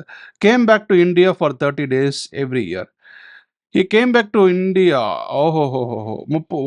came back to India every year. 30 நாள் வந்துட்டு தலைவர் இருந்திருப்பாரு, சொந்தக்காரங்களை பார்ப்பாரு, அப்பா அம்மா பார்ப்பாரு, நல்லா இருக்கலாம் கேட்டு திரும்பி எங்கே போயிடுவார். He came back to India for 30 years every year. He came back to India on 1st April 2020 for permanent settlement. 30 வருஷம் சம்பாரிச்சதெல்லாம் போதும், இனிமேல் நமக்கு எதுவுமே தேவையில்லைன்றதுக்காக இந்தியாக்கே வந்து செட்டில் ஆயிடாரு. So what will be his residential status for the assessment year 2026 and 27? ரொம்ப சிம்பிள். ரைட்டா? ஸோ இப்போ ப்ரீவியஸ் இயர் 2025 and 26 நம்ம பார்க்கலாமா? செக் பண்ணலாமா? ப்ரீவியஸ் இயர் 2025 and 2026 செக் பண்ணிடலாமா? செக் பண்ணலாம். அழகாக செக் பண்ணிக்கலாம். ரொம்ப simple. Preceding previous year 2025 and 26. சரி, இந்த 2025-26 வந்து வருஷம் 30 நாள் வராரு. நம்ம இது 2025-26 தான் நம்முடைய ப்ரீவியஸ் இயரு. அடுத்தது 24-25, 23-24, 22-23, 21-20, 20-21, 19-20, 18-19, 17-18. முடிஞ்சிச்சா 7 வருஷம்? அடுத்த 10 வருஷம் வரைக்கும் போனோம்டா. 16-17, 15-16 வந்துச்சா 10 வருஷம்? ஓகே. 1, 2, 3, 4, 5, 6, 7, 8, 9, 10. இது 10 PPY. 10 PPY. 10 preceding previous year. சரி, 24ல இருந்து 365 டேஸ் இங்க தான் இருக்கார் தலைவர். அப்ப இங்க அப்ப 25-26 இங்க தான் இருக்காரு. 365 டேஸ். இதுவும் ஒரு 365. ஆனா ஏன்னா 24-25லயும் ஒரு 365 டேஸ் இருக்காரு. அப்ப மீதி எல்லா நாளும் வெறும் 30 டேஸ் தான் இருக்காரு. 30 டேஸ் 30 டேஸ் எல்லா நாளும் இல்ல. எல்லா வருஷமும் 30 நாள் வந்து போயிருக்கு. இப்பதான் பெர்மனண்டா செட்டில் ஆகி வந்திருக்காரு தலைவர். இந்தியாவோட அருமை இன்னைக்கு தான் அவருக்கு புரிஞ்சிருக்கு. 30 டேஸ் 30 டேஸ் 30 டேஸ் ஆட் பண்றீங்களா? அப்போ இந்த ப்ரீவியஸ் இயரை தவிர இந்த 10 ஓகே. ஃபர்ஸ்ட் நம்ம என்ன பண்ணணும்? தலைவர் ரெசிடென்ட்டா நான் ரெசிடென்ட் பார்க்கணும். அசஸ்மெண்ட் 2026-27க்கு ப்ரீவியஸ் இயரில் அவர் 180 டேஸ் ஸ்டே பண்ணியிருக்காரா? எஸ். 180 டே கண்டிஷன் சாட்டிஸ்ஃபைட். அடுத்தது லாஸ்ட் ஓகே. அடுத்தது 7 இப்போ வந்து ஆர்டினரியா இப்போ வந்து ரெசிடென்ட் அப்படின்னு கன்ஃபார்ம் ஆயிடுச்சு. இப்போ ஒரு ஆர்டினரியா இல்லை நாட் ஆர்டினரியா? ஆரா நாட் ஆரா? இல்லை ஆர்டினரியா நாட் ஆர்டினரியா? எப்படி எழுதலாம்? எப்படி எழுதிக்கோ. எப்படி செக் பண்ணுறது? 7 PPYல 730 டேஸ் இருக்காருன்னு பார்க்கணும். இது எல்லாத்தையும் கூட்டினா என்ன வருது? 1 2 3 4 5 6 7 8 9 9 270 270 + 565 270 + 565 535 தானே வரும். அதாவது இது வந்து 9ஆ? 9 270 270 ரொம்ப நேரம் கால்குலேட்டர் யூஸ் பண்ணாமல் கால்குலேட்டரே ஆஃப் ஆகிருக்கு. நான் கவனிக்கல. 270 ப்ளஸ் ஒரு 365 635 வருது. இது டோட்டலா 635 வருது. ஆனா நம்ம செக் பண்ண வேண்டியது 7 PPY தானே. அப்போ 1 2 3 4 5 6 7 இதை மட்டும் செக் பண்ணு. இதை மட்டும் செக் பண்ண இதில் பாருங்க 1 2 3 4 5 6 6 3 18 180. அப்போ 180 ப்ளஸ் ஒரு 365 போட்டால் 545 வருது. இது மட்டும் 545 டேஸ் தான். அப்போ 7 PPYல 7 ப்ரிசீடிங் 7 லாஸ்ட் 7 இயர்ஸில் அந்த 730 டேஸ் கண்டிஷன் நாட் சாட்டிஸ்ஃபைட். அப்போ இவர் வந்து ஆர்டினரி நாட் ஆர்டினரி ரெசிடென்ட். அது கன்ஃபார்ம் ஆனதான் அப்போ 10 ப்ரிசீடிங் ப்ரீவியஸ் இயரில் 2 டைம்ஸ் ரெசிடென்ட்டாக நம்ம செக் பண்ண போகிறோம். ஓகேவா? ஸோ அப்போ is a resident and a not ordinary resident for the year assessment year 2025 sorry 26-27. வேலை முடிஞ்சிச்சா? Case 2. So is a resident but not ordinary resident. முடிஞ்சிச்சா? அடுத்தது சப்போஸ் இதே பர்சன் ஓகேவா? இது உங்களுக்கு தெளிவாக புரிஞ்சிச்சா? அதாவது 2025ல் 26ல் 365 டேஸ் இருந்திருக்குது. எங்கே சார் கொடுத்துருக்காங்க? அதெல்லாம் நம்ம பார்க்கக்கூடாது. 2024லேருந்து தலைவர் பர்மனெண்ட்டாக இந்தியாவில் செட்டில் ஆகிட்டார். அதை தான் நம்ம பார்க்கணும். அப்போ 2024-25ல் 365 டேஸ், 25-26ல் ஒரு 365 டேஸ், 26-27 இன்னும் வரவே இல்லை. அப்போ மீதி எல்லாத்துலேயும் 30 எப்படி சார் பண்ண? எவ்ரி 30 டேஸ் வந்து போயிருக்காரு. அப்போ அதை மட்டும் போட்டு அதை கால்குலேஷன் பண்ணி முடிஞ்சிச்சா? அடுத்தது சப்போஸ் அமெரிக்காவில் ஒரு வீடு வச்சுருந்தார். இந்தியாவுக்கு வந்து பர்மனெண்டாக செட்டில் ஆனாலும் அமெரிக்கா வித்துட்டு வந்தோமா? நான் வித்துட்டு வரணும் அவசியம் கிடையாது. அங்கே ரெண்டல் இன்கம் வந்துட்டுருக்கு. அங்கே ஒரு மாதம் ஃபார் எக்ஸாம்பிள் வந்து ஒரு என்ன சொல்கிறது ஒரு $5,000 சம்பாதிக்கிறார் வச்சுப்போமே. அந்த $5,000 மல்டிப்ளை பை 12 months $60,000. $60,000ன்றது எவ்வளோ தெரியுமா? இன்னைக்கு $60,000 multiply by 87 rupees dollar rate கிட்டத்தட்ட 52 lakhs. அமெரிக்காவில் வீடு வச்சிருக்காருப்பா. வீடு தெரியுதா? இது அமெரிக்கா. இது அமெரிக்கா. அமெரிக்காவில் எப்படி இருக்கு வீடு? நல்லா பெருசாக இருக்குமா? சரி ஓகே விடு. இந்த வீட்டுக்கு அவர் ரெண்டல் இன்கம் வாங்குறாரு. எவ்வளோ வாங்குறாரு? $5,000 வாங்குறாரு. ஆக்சுவலாக $5,000 யாரும் ரெண்ட் கொடுக்க மாட்டாங்க. ஏன்னா $5,000 வந்து it is almost 4.5 lakhs per month rent. So into 12 months போட்டோம் அப்படின்னு சொன்னால் 52,20,000 ரெண்ட் வாங்குறாரு. சரி, இந்த ரெண்ட்டுக்கு அவர் அங்க வாங்குறாரு. இப்ப இந்தியால வந்து செட்டில் ஆயிட்டார்ல. அவரு பேமெண்ட் டாக்ஸ் பண்ணணுமா? பண்ணக்கூடாதா? செக் பண்ணிடலாமா? பண்ணிடலாம். இந்த ஃபினான்ஷியல் இயருக்கு அவரு பண்ணலாமா? வேணாமா? நாட் ஆர்டினரி ரெசிடென்ட்டா இருக்கிறதால. ரெசிடென்ட் அண்ட் நாட் ஆர்டினரி ரெசிடென்ட்னா பண்ண தேவையில்ல. ஒருவேள அடுத்த வருஷத்துலருந்து அவர் பண்ண வேண்டியது வரும். ஏன்னா, இங்க இன்னும் ஒரு 365 வந்துரும். இத அப்படியே ஆட் பண்ணி காமிச்சிடலாமா? இது முக்கியமான விஷயம். முக்கியமான விஷயம் இது. காப்பி பண்ணி, அடுத்த வருஷத்துலருந்து ஒரு டாக்ஸ் கட்டுற மாரி ஆயிடும்பா. முக்கியமான விஷயம். ஏன்னா, அடுத்த 52,00,000 அவர் கணக்கு காமிச்சாகணும். இந்த வருஷம் அவர் காமிக்க தேவையில்ல. ஏன்னா வந்து is an ordinary is a not ordinary resident. ஆனா அடுத்த வருஷம் அவர் வந்து என்ன பண்ணுவார் அப்படின்னா, இது 25, 26 இப்ப ஃபார் எக்ஸாம்பிள் அசஸ்மென்ட் இயர் வந்து 27, 28ன்னு வச்சுப்போம். அப்ப ப்ரீவியஸ் இயர் என்னவா இருக்கும்? 2026, 27ஆ இருக்கும். இது எல்லாமே அப்படியே மாறினே வருமா? கச்சா முச்சான்னு இருக்கும். அப்ப இன்னும் ஒரு 365 டேஸ் மட்டும் இங்க ஆட் பண்ணி காமிப்போம். அப்படின்னா, அந்த லாஸ்ட் 7 பிபிஒய்ல 730 கம்ப்ளீட் ஆகுமா? கம்ப்ளீட் ஆகும். 2 டைம்ஸ் ரெசிடென்ட்டா? இங்க ஒரு ரெசிடென்ட், இங்க ஒரு resident.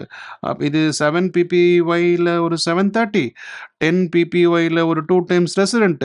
So he has been declared as a resident and an ordinary resident. And if he is an ordinary resident and is earning world income அப்படின்னா, even if you earn money in any part of the world, you're supposed to pay tax in India.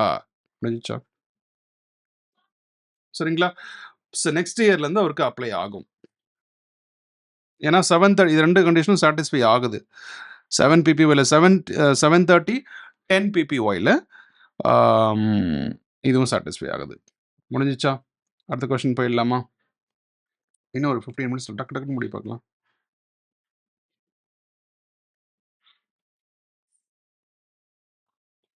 மூணாவது question.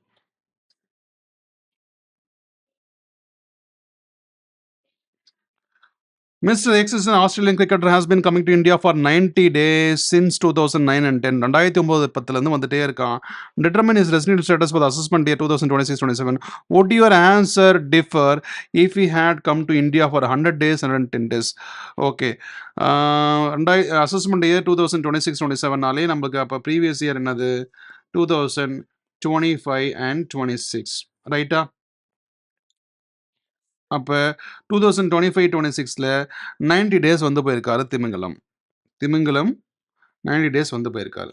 Australian cricketer யாரு? நமக்கு டக்குன்னு Australian கிரிக்கெட்டர்னா Michael Clarke வரக்கூடாது. Ricky Ponting. He is the legend. More than 3 டைம்ஸா he won the world cup for the national team. Okay, உங்களுக்கு தெரியல national sports of Australia is cricket. அதனால தான் வந்து number 1. They been number 1. I don't know what's the status today. I'm not in regular update with the cricket now. 2025-26 90 days. இப்போ மற்றதெல்லாம் பாருங்க. Every coming to India 90 days every year. அப்போ 1999 வந்துட்டே இருக்கார். 1919 வந்துட்டே இருக்கார். நமக்கு எதுக்கு டேட்டா கொடுத்துருக்கான்? 2009, 2010லேருந்து வந்துட்டு இருக்காரு. அப்போ கண்டிப்பாக 24, 25லேயும் வந்திருப்பாரு, 23, 24லேயும் வந்திருப்பாரு, 22, 23லேயும் வந்திருப்பாரு, 21, 22 வந்திருப்பாரு. ரைட்டா? 180 டேஸ் கண்டிஷன் சாட்டிஸ்ஃபை ஆகுதா? ஆகலை. ரெட்டில் போடு, ஆகலை. அப்போ இதில் அந்த 365 டேஸ் கண்டிஷன் சாட்டிஸ்ஃபை ஆகுதா? 360 தான் வருது. 49, 36 1, 2, 3, 4, 4, 36, 320 தான் வருது. இது மேட்ச் ஆகல. அப்போ he is a non-resident, so he is not supposed to pay any tax here. முடிஞ்சிச்சா வேலை? அடுத்து போயிடலாமா? இதை அப்படியே காப்பி பண்ணு. காப்பி பண்ணி பேஸ்ட் பண்ணுறோம்.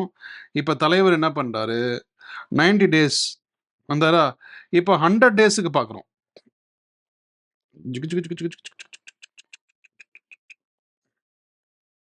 இப்போ தலைவர் 100 டேஸ் வந்திருக்காரு. 100 every year is coming to India for 100 days. இப்போ இதை அழைக்க மறந்துட்டோம். அதான் அடிச்சாங்க அப்படின்றது. இப்போ இதெல்லாம் அழைக்க மறந்துட்டோம். 180 டேஸ் கண்டிஷன் சாட்டிஸ்ஃபைடா? 182 days. No, it is not satisfied. Next we look for 60 days condition. 60 days சாட்டிஸ்ஃபைடா? சாட்டிஸ்ஃபைட். கிரீன்ல சாட்டிஸ்ஃபைட். 365 டேஸ் 4 பிபிஒய்ல இருக்காரா? இருக்கார். ஏன்னா 400 டேஸ் இருக்கார். அப்போ he is a resident. is a resident. முடிஞ்சிச்சா? அப்புறம் இவர் ஆர்டினரியா நாட் ஆர்டினரியான்னு பார்க்கறதுக்கு 7 பிபிஒய் தேவை. நம்ம இப்போ எத்தனை எழுதியிருக்கோம், நம்ம கம்மியாக எழுதியிருக்கோம். அப்போ 20, 21, 19, 20, 18, 19, 17, 18 ரைட்டா, 7 பிபிஒய். அது மட்டும் இல்லாமல் 16, 17, 15, 16 இப்போ 1, 2, 3, 4, 5, 6, 7, 8, 9, 10. இப்போ 100 டேஸ் வந்து போயிருக்காருல திமிங்கலம். அப்போ இங்கே என்ன பண்ணுறோம், இதை எரேஸ் பண்ணிடுறோம். 100, 100, 100, 100, 100, 100. ஓகே, அப்போ 400, சாரி இங்கே என்ன 10,000. அதான் 10 நாளைக்கு என்னென்ன எவ்வளோடா, என்ன சாதா கால்குலேஷன் பண்ணது, 1000, 10 hundreds 1000டா, முடிஞ்சிச்சு. 1000 டேஸ் வந்து போயிருக்காரு. நமக்கு என்ன தேவை, லாஸ்ட் 7 டேஸில், சாரி லாஸ்ட் 7 பிபிஒயில் 730 வந்திருக்கான்னு பார்க்கணும். எப்படிடா வரும், 700 தானே வரும். அப்போ is a resident but not ordinary resident 100 டேஸ்க்கு. இதுவே 110ன்னு வச்சுக்கேன், 10 10 10 10னா அப்போ என்ன வரும், 770 வந்துடும். கரெக்டாக 770னா பிபிஒய் 7 பிபிஒயில் 730 சாட்டிஸ்ஃபை பண்ணுறாரு. ஆனால் லாஸ்ட் 10 பிபிஒயில் 2 டைம்ஸ் ஆகுது ரெசிடென்ட்டாக இருக்கான்னு பார்க்கணும். 60 டேஸ் கண்டிஷன் சாட்டிஸ்ஃபை ஆகுது லாஸ்ட் 4 இயர்ஸில். ஓகே, 60 டேஸ் கண்டிஷன் அப்போ 2 எல்லாமே 6 தான். அப்போ last 7 PPY 730, last 10 PPY 2 times residence. That means he is declared as resident and ordinary resident. அப்போ ஓல்டு இன்கம் இங்கே டேக்ஸ் ஆகும். முடிஞ்சிச்சா, ரொம்ப சிம்பிள். இன்னும் லாஸ்ட் 2 சம்ஸ் தான் இருக்குது. கடகடன்னு பண்ணிடலாம், கடகடன்னு பண்ணிடலாமா. காப்பி,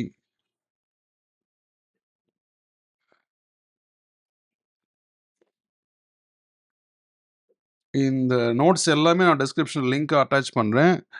அப்படி இல்லைனா இந்த கமெண்ட்ஸில் கேளுங்க, கண்டிப்பாக நான் உங்களுக்கு சப்போர்ட் பண்ணுறேன். ஓகே.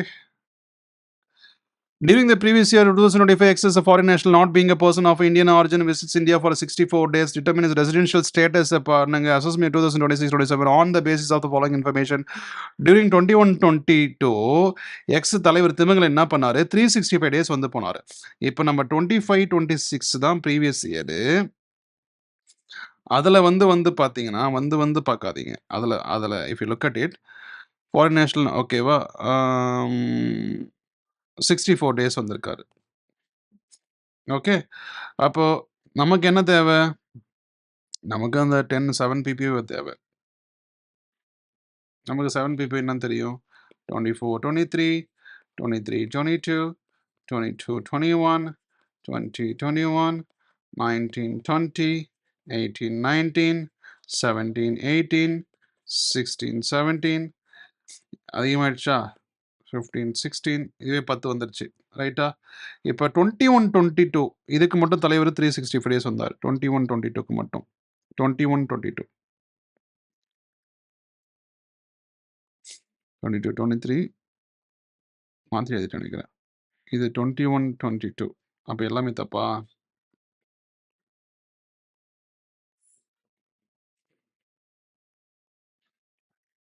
(23-22, 22-23, 21-22, 20-21, 19-20, 18-19. இல்லை 21-22 மட்டும் தலைவர் திமிங்கலம் 365 டேஸ் வந்திருக்காரு. ரைட்டா. 1920ல் ஒரு 40 டேஸ் வந்திருக்காரு. அண்ட் 2021ல் ஒரு 365 டேஸ் வந்திருக்காரு. கரெக்டாக, 365, 365, 40. மீதி எல்லாத்துக்கும் நமக்கு இன்ஃபர்மேஷன் இல்லை. So zeros. இப்போ செக் பண்ண சொல்கிறாங்க. 64 days 60 days condition satisfied. Preceding 364 இயர்ஸில் ப்ரிசீடிங் ப்ரீவியஸ் இயர்ஸ் 365 டேஸ் இருக்கா, 365 டேஸ் இருக்கா. So he is a resident, முடிஞ்சு போச்சு. அப்புறம் 7 பிபிஒயில் 730 இருக்கான்னு செக் பண்ணோம். 770 இருக்குது. இது எல்லாத்தையும் ஆட் பண்ணால் 770. அப்போ ஃபஸ்ட்டு கண்டிஷன் சாட்டிஸ்ஃபைட். அப்போ 7 பிபிஒயில் என்னது, 7 பிபிஒயில் அவர் 730 டேஸ் வந்து he has stayed. 10 பிபிஒயில் 10 preceding previous இயரில் 2 டைம்ஸ் ரெசிடெண்ட்டாக இருக்கான்னு பார்க்கணும். இங்கே என்ஆர், இங்கே என்ஆர், இங்கே என்ஆர், இங்கே ரெசிடெண்ட், இங்கேயும் ரெசிடெண்ட். அப்போ 2 டைம்ஸ் ரெசிடெண்ட்டாக இருக்கார். அப்போ இதுவும் satisfied. So is a resident and an ordinary resident. அப்போ is global income is taxed year. முடிஞ்சிச்சா? Okay.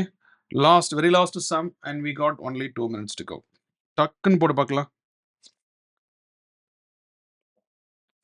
If X is a foreign citizen, இந்தியால சிட்டிசனா, ஃபாரின் சிட்டிசனா அப்படின்லாம் கணக்கு இல்ல. ரெசிடென்ட்டா, நான் ரெசிடென்ட்டா, ரெசிடென்ட்டா, ஆர்டினரி ரெசிடென்ட்டா, நாட் ஆர்டினரி ரெசிடென்ட் அத பேஸ் பண்ணி தான். X is a foreign citizen during the financial 25-26 he comes to India for 85 days. ஞாபகம் வச்சுக்கோ. 25-26ல ஒரு இந்த மாதிரி கிராஸ் வெர்டிக்கல் லைனா ஒண்ணு போட்டு இந்த பக்கம் அழகா இப்படி ஒரு கோடு வரைஞ்சு 85 டேஸ்ன்னு அழகா எழுதிட்டு இங்கவே நமக்கு தெரிஞ்சிடும் 180 டேஸ் கண்டிஷன் சாட்டிஸ்ஃபை ஆகல. அப்ப 60 டேஸ் தான் பார்க்குறோம். ஓகே ஆயிடுச்சு. அடுத்தது 4 PPOல 365 டேஸ் இருக்கான்னு பார்க்குறோம். அது எதை பார்த்தா தெரியும்? டேட்டா பார்த்தா தான் தெரியும். Determine is resident status for this assumption of the during financial 2011 to 12 வந்து 20 to 24-25 he was present in India as follows அப்படின்னு போட்டு கொடுத்துருக்காங்களா? I did not copy. Okay, what is that I should copy? இதை copy பண்ணணும். இதை copy பண்ணி அழகா copy பண்றா. Copy and you are supposed to paste here. Paste பண்ணிடலாமா? ஸோ எழுது 126 இதை பார்த்தா அடிக்கும் 126 ஓகே அப்படியே எழுதுமா 126 10 65 305 181 எங்கடா 180 ஓகே 181 360 16 லாஸ்ட் 4 இயர்ஸ்ல எல்லாம் ஆமாம் 305 இங்கே வந்துச்சு. அப்போ 365 இஸ் அ ரெசிடென்ட் முடிஞ்சிச்சு. ஆர்டினரியா நாட் ஆர்டினரியா 7 பார்க்கணும். ஓகே 1 2 3 4 5 6 7 இது எல்லாத்தையும் கூட்டினா 730 வருதான்னு செக் பண்ணணும். இது எல்லாத்தையும் கூட்டினா ஆக்சுவலாக இது வரைக்கும் தான் கூட்டணுமா? 126 10 130 ஓகே 1 2 3 4 5 6 7 இது எல்லாத்தையும் கூட்டினா 1063 டேஸே வருது. 1063 டேஸ் வருதுன்னா அப்போ 7 PPYல லாஸ்ட் ப்ரிசீடிங் ப்ரீவியஸ் இயர்ஸில் 730 days condition satisfied. But is he a resident in the last preceding previous at least 2 times ஆவது residing இருக்காரா? இதில் 60 days condition satisfied and last okay இங்கே ரெசிடெண்ட்டாக இருக்காரு. ஓகே அதே மாதிரி இங்கே 360 days வந்து இருக்காரு 182 days condition satisfied. அப்போ இஸ் இந்த condition satisfied is a resident for the assessment year 2026-27க்கு he is a resident and an ordinary resident. முடிஞ்சிருச்சா வேலை? ஸோ ரொம்ப சிம்பிள்ப்பா. அந்த கண்டிஷன் தான் முக்கியம். 182 days condition stand alone. But 60 and அந்த 4 ப்ரிசீடிங் ப்ரீவியஸ் இயரில் 365 days கண்டிஷன் செக் பண்ணுறது it is not a stand alone condition. அதே மாதிரி ஆர்டினரியா நாட் ஆர்டினரியா 7 PPYல 730 10 PPYல minimum 2 times resident that is satisfied is a ordinary. If it is not satisfied is a not ordinary. or not ordinary na global tax income will not be taxed. But ordinary global income நீ எங்க property எங்க சொத்து சம்பாதிச்சாலும் இங்க tax கட்டணும். துபாயில சம்பாதிச்சுனா இங்கேயும் நீ டாக்ஸ் கட்டணும். டபுள் டாக்ஸேஷன் ஃபைனல் லெவல் நம்ம படிப்போம் ரிலீஃப் எப்படி வாங்குறதுன்னு. Thank you so much friends.